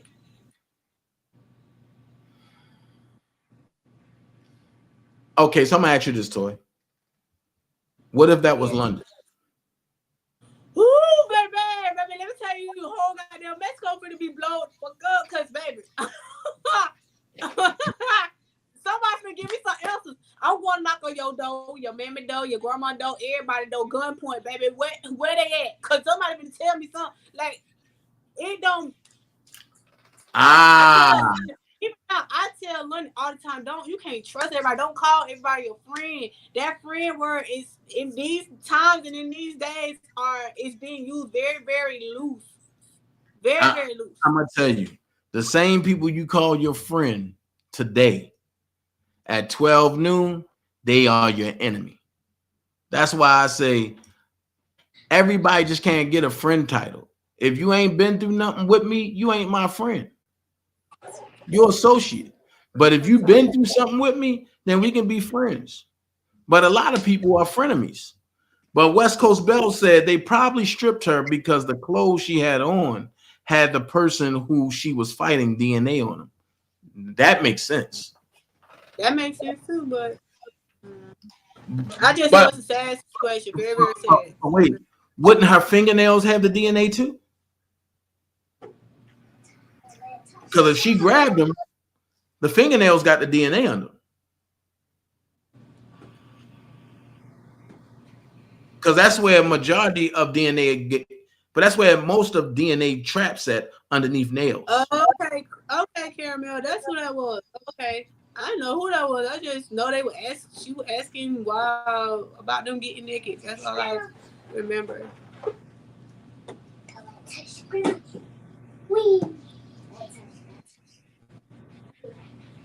Wow.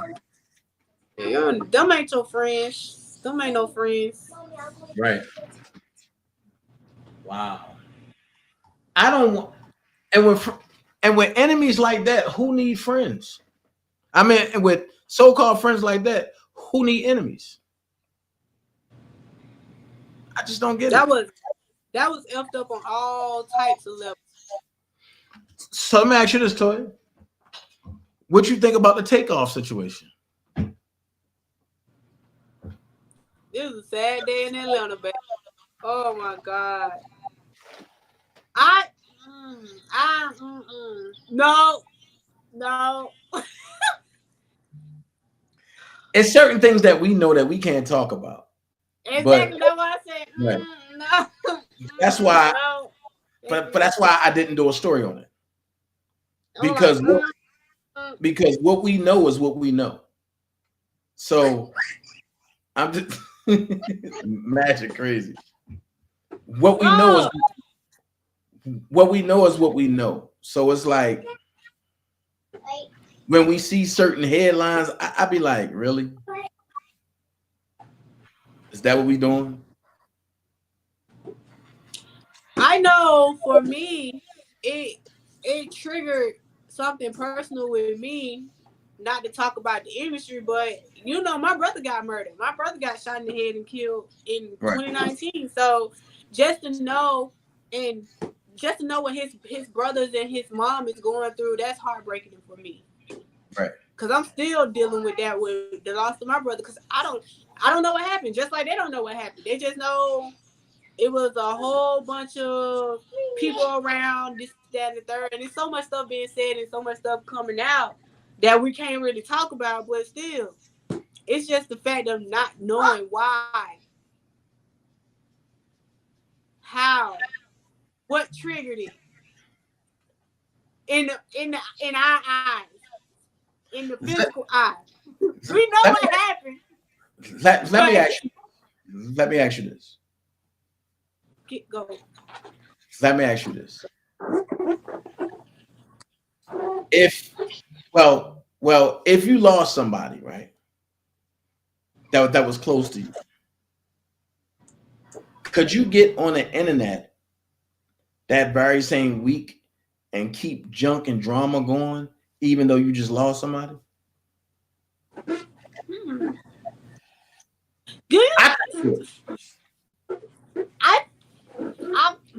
I've been seeing the mockeries all over social media. Like, I couldn't do it. Just like, I'm gonna tell you, it's people on social media that's faking pregnancies. Like, why? Then going as far as putting porcelain dolls on the screen. Why? Is your life that dull? Are you striving for attention that much to know that you claim to be pregnant, but you don't know but you don't know what month you're pregnant in? 1 week you 4 months, next week you 7 months, then you have the baby. It reminds me of an episode of The Housewives. Right. Right. I'm just trying to figure out, like, do you know who you are? Do you love yourself? I'm gonna ask this question, and you already know I know the answer, but I don't believe in long breakups. If something's wrong and we break up, I'm gone. I'm not going to deal with you no more. Oh, well, I'm the long breakup type of girl, you know. But wait. But you never seen a person. You only been on lives with him. You only seen pictures with him. You was never intimate with him. And you seen a picture of his Willy Wonka in the chocolate factory. But when a person walk away from you and cut you off, you do lives for 2.5 years straight about that person. From a woman point of view, is that obsession or what? That's a mental problem. That's a serious case of a mental problem. And what's the best way to deal? And what is the best way for men to deal with women that got mental problems like that? Don't deal with them at all. Stay far, far away. That's a big red flag. Stay far, far away. Far, far away. Wow. I got a friend I know who you're talking about too, but Nikki said fatal attraction. I'm just saying, like, I just don't get it, man. I'm like, yo, if somebody ain't talking about you, ain't messing with you, ain't feeling you, ain't nothing, and you don't even matter in their life, every day you talk about this person. Like, just imagine if that person would have just gave you the penile system. You would have probably tried to kill that person. Not you, but I'm just saying that person probably, you know what I mean? And it's like, it gets to the point where you entertain for a little bit, but then you got to pull back and say, wait a minute, this ain't normal.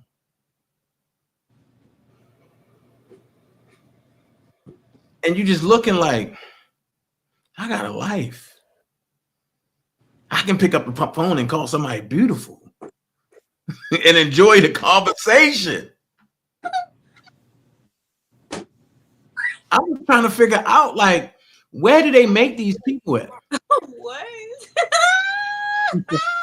He just said he goes to the ass. Nikki M said Dana gonna come home and the drunk gonna be in his crib boiling rabbits. Okay. I doubt if that be the case, but I mean, you got. I digress. I'm just saying. Honest type of stuff. So I had one. Right. Right. Like, yo, this. Judah J said, penile ain't everything for a person to act a damn fool. I don't know.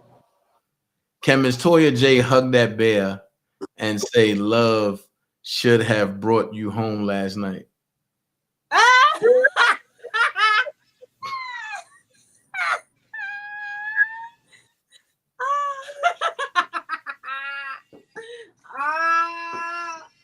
Play my song.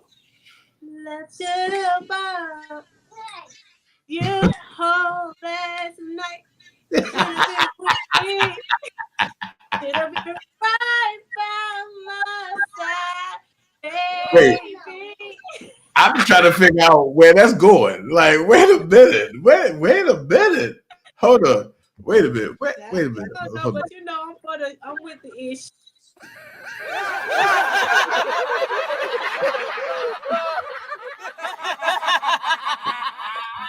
I just had to put the sound effect on for a second. Like, what is that? what's going on? So, the computer laughing at me. So what is the deal breaker for you when it comes to men? I got a couple. What are the headline and the underlines?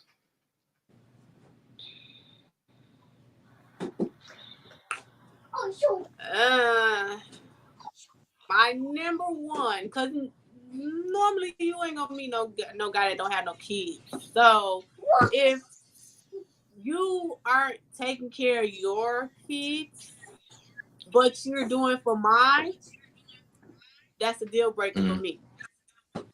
Facts. And not having good hygiene. You got good hygiene if you ain't clean. So you couldn't date somebody that stink? Huh? Could you date somebody that stink? All right, well, could you date somebody that come online and dig up their nose and eat their boogies and flick them on the floor? Dana, so we ain't finna. Nah. I'm just asking. And I'm just telling you, I ain't finna go there with you with this foolery you got going on with these crazy people on this chat. No. So get somebody else to do it. Let's get somebody else to do it. So what are the underlying deal breakers when it comes to, men? What do you mean? Like, what are some things that make you say, yo, this is a deal breaking joint, but this is not a deal breaking joint? I'm trying to figure out what. Yeah, like this is a deal breaker, but I can deal with it, but not for so long. Being childish and too playful.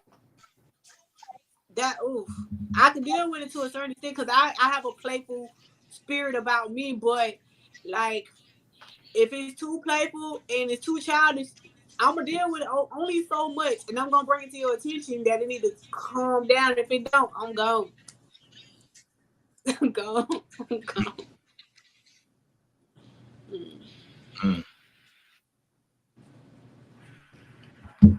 Wow.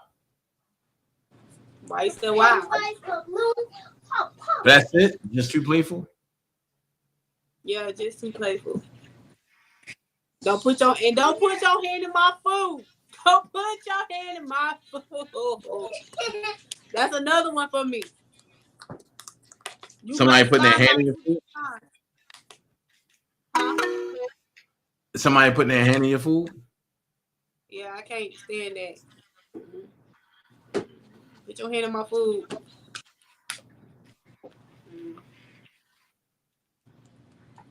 You know how people be all cutesy and stuff that want to be eating off each other's plate? Baby, don't touch my food. Don't put your hand in my food. Go upstairs. Goodbye. Now. Okay. So I'm just saying who you texting over here? One of my brothers. Nah, one of my brothers. Because he just came up on I guess he wanted to be let up, and I had to tell him that this is exclusive. This is exclusive. Let's find out you got a booty call over there when we get off live. There you go. There you go. Nope. Thank you, Slick, or whatever. No, ma'am. No, ma'am.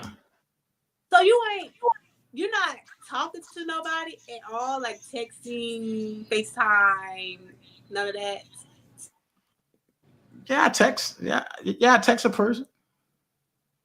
Why is it okay for male celebrities to get pedicures and? Are you trying to say manicures? Cause I see Medicares, but not regular men. Why you put your hand on your face like that? Because you been stupid. Toya, man, Toya. I'm for real. I'm reading. You don't see that?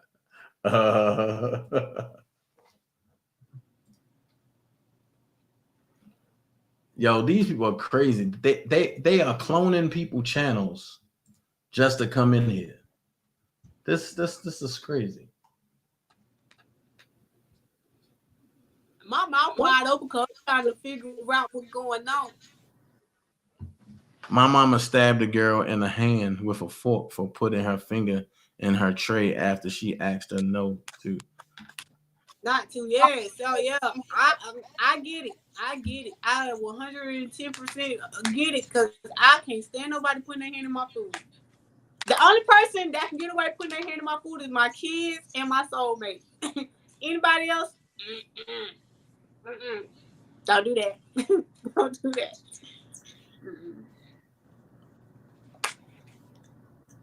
Oh, so only your soulmate and your kids, right?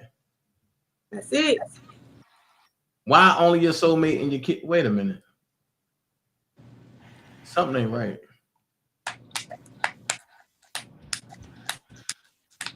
Wow. What you do? I'm sitting here looking at the people that's blocked, right? And I see 6 of each page. Like, this is crazy. Dang. Like 4 Christian Carter pages, 4 Ty Rover Oko pages. Jules said I was typing too fast. I was trying to figure it out. I don't think it's nothing wrong with people getting manicures, celebrities or no celebrities. I don't feel like it's nothing wrong with a man getting a manicure or a pedicure. Just taking care of their body. Now, going on getting them little fingernail colors and stuff, that's a little suspect. But just keep your nails and stuff clean, because I love a man with some clean nails and some cute little feet. Cause if you got dirty nails, it's a no for me. Now Taylor, type in the chat. So you like men that get pedicures and manicures? We can So go what together. about what about men that bite their nails? That's nasty. I get on my son by that all the time. And I tell him, I said, don't bite your nails. That's so disgusting. Why? Because you use your hands a lot and stuff get all up in your nails and stuff, and you don't always get up in the critters and stuff and wash your hands properly and all that good stuff. You ain't sitting there when you washing your hands, digging up under your nails trying to get dirt up out of it. You're not doing that. You use your hands too much for stuff. So biting your nails is disgusting. So what if you don't have dirt underneath your nails? Then that's clean. So you can't bite your nails even if you don't got dirt underneath your nails? No, that's nasty. That's so nasty.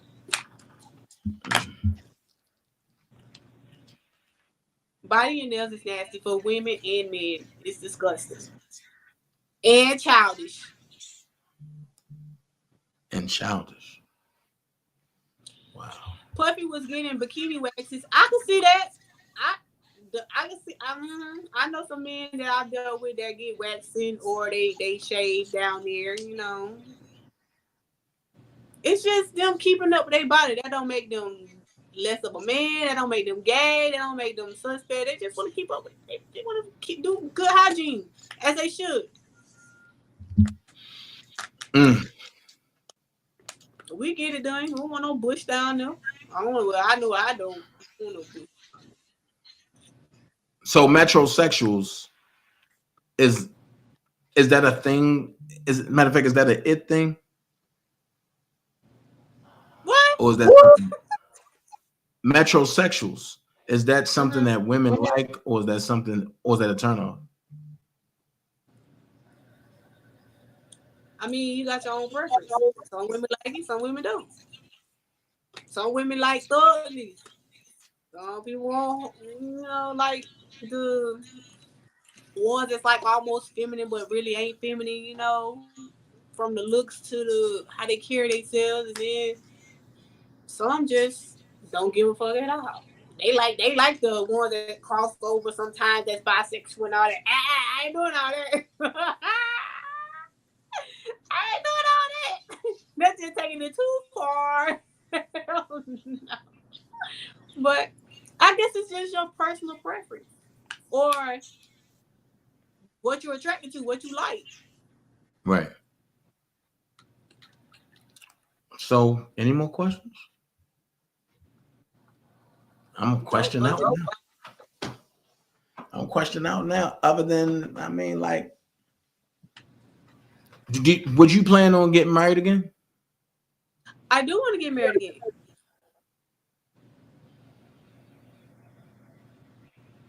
Leanne said, "What's your zodiac sign?" am a Virgo. I'm a big Virgo. B-I-G. Big Virgo. Y'all know Silver what, Virgo. y'all know what Virgos are, right? Y'all know they Leo wannabes. So, you know. Leo wanna be no. Let's go. That's what you not about to do. No, bring that ass here, boy. You're not gonna no, you're not. Let's go. Yeah, you gonna be let's go. You gonna be He said, well, no men getting BBLs. What the hell? Yeah, I saw that. What man? You know what? I'm not going to entertain that. I saw that. What man want a BBL? A man that want to have a body of a woman.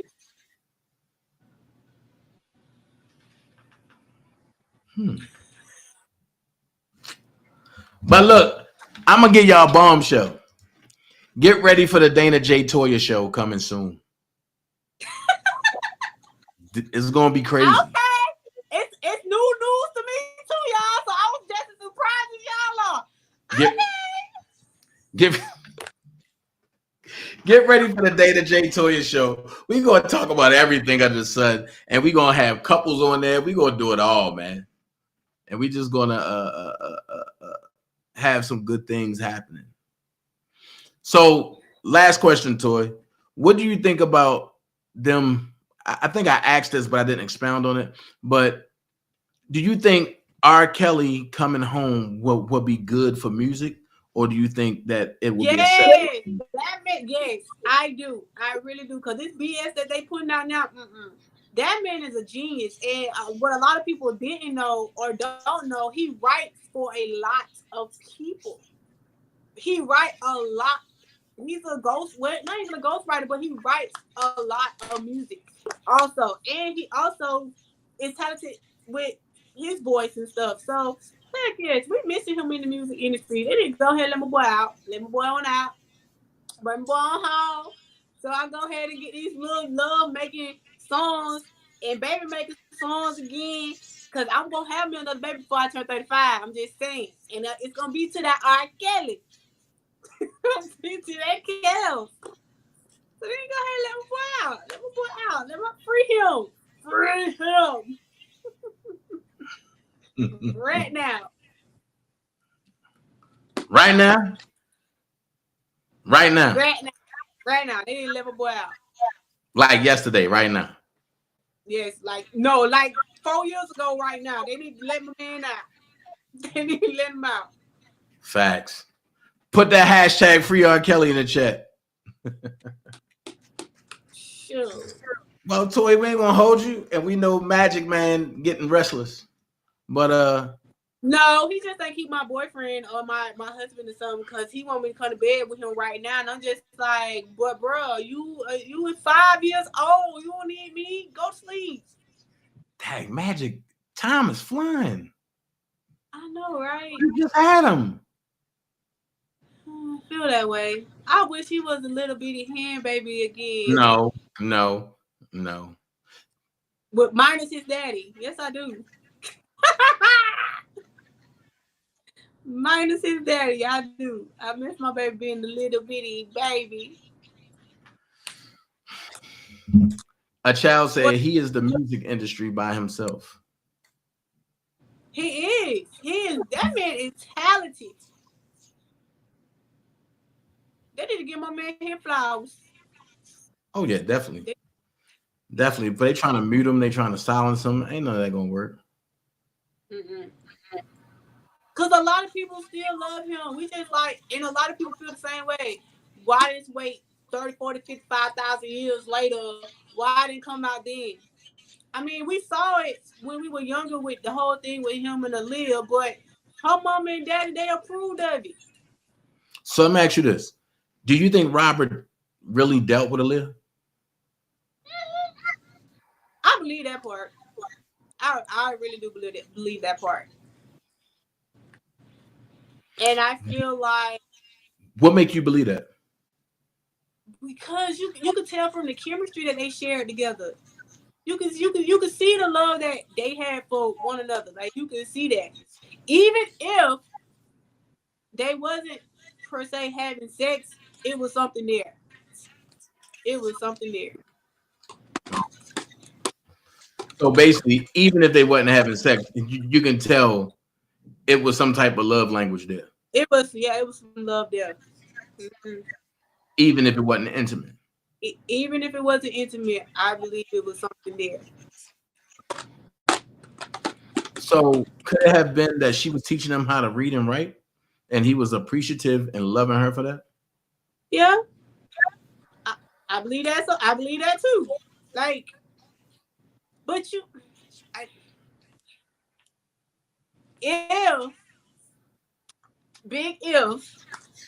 if she was underage and they did do what is said to be in the media, her parents knew. They knew. They agreed, just like everybody else's parents agreed. So how can you bring charges on a dead person? I mean, from a dead person. They trying to do that. Well, you know, in New York, they charged him with Aaliyah. But I always thought that you got to go off the last words that she said while she was living. And if that's the case, the last words that she said was, no, they was never intimate. So how you going to say they was intimate and she's dead and gone?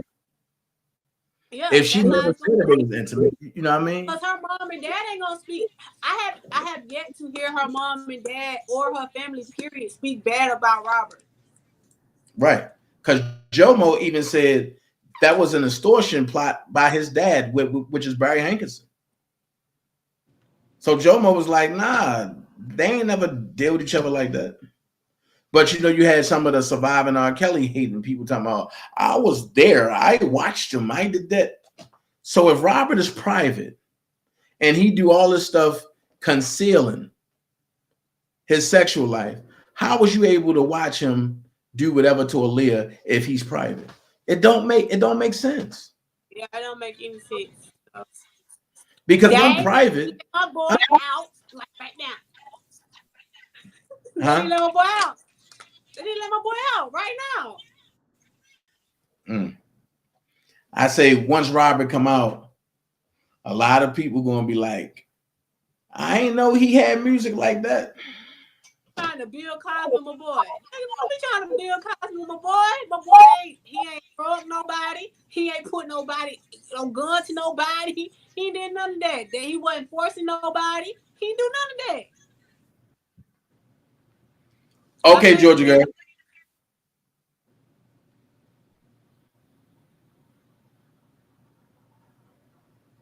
Okay.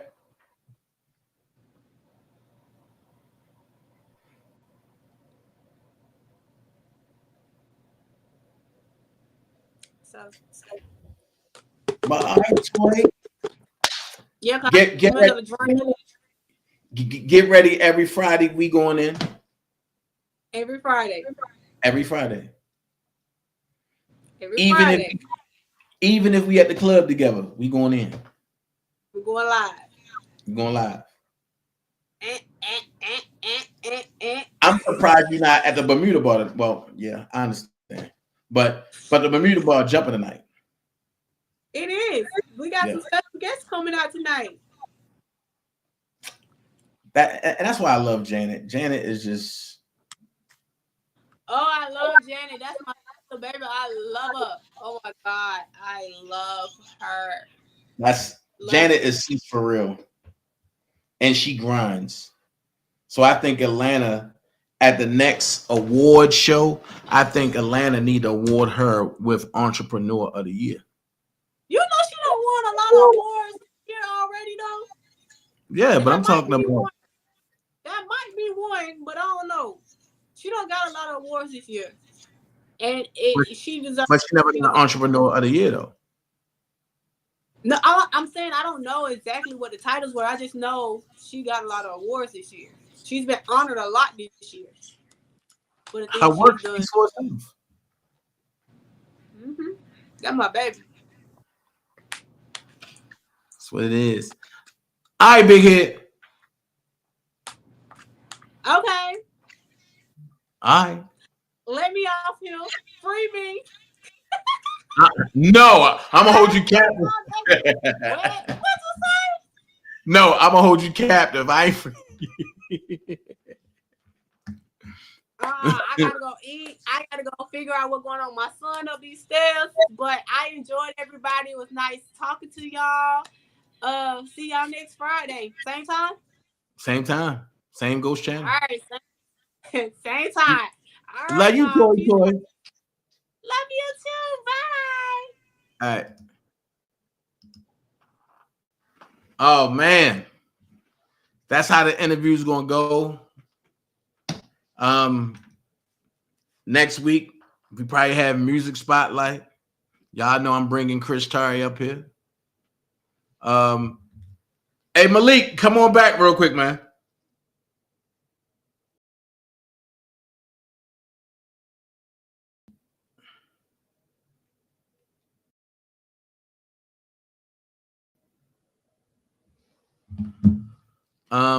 I gotta see what's going on. Like I say, I'm just gonna have a whole guest, a whole array of people every week. You never know who's gonna pop up. I'm gonna have music producers. I'm gonna have artists. I'm gonna have actors. You never know. You never know. You never know who Dana J know. You never know who Dana J know that are heavy hitters in the game.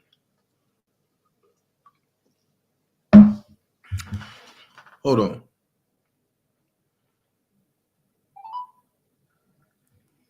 I got that Paul Masson in me, man. Ugh.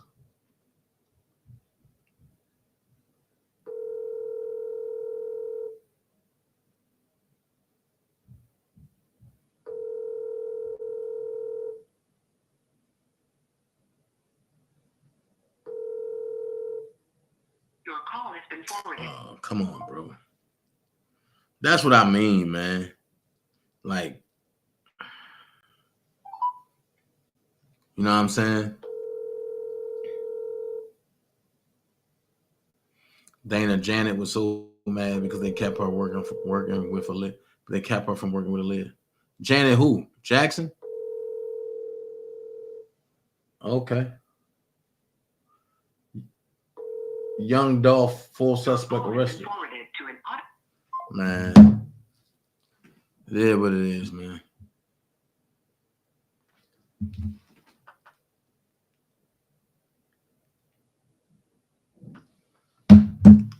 All right. I thank y'all for joining. Y'all know how we get out of here. Love every last one of y'all. Dana J gone. Peace. Swimming in you. Hey, little mama said I wanna take her. Dipping your pool.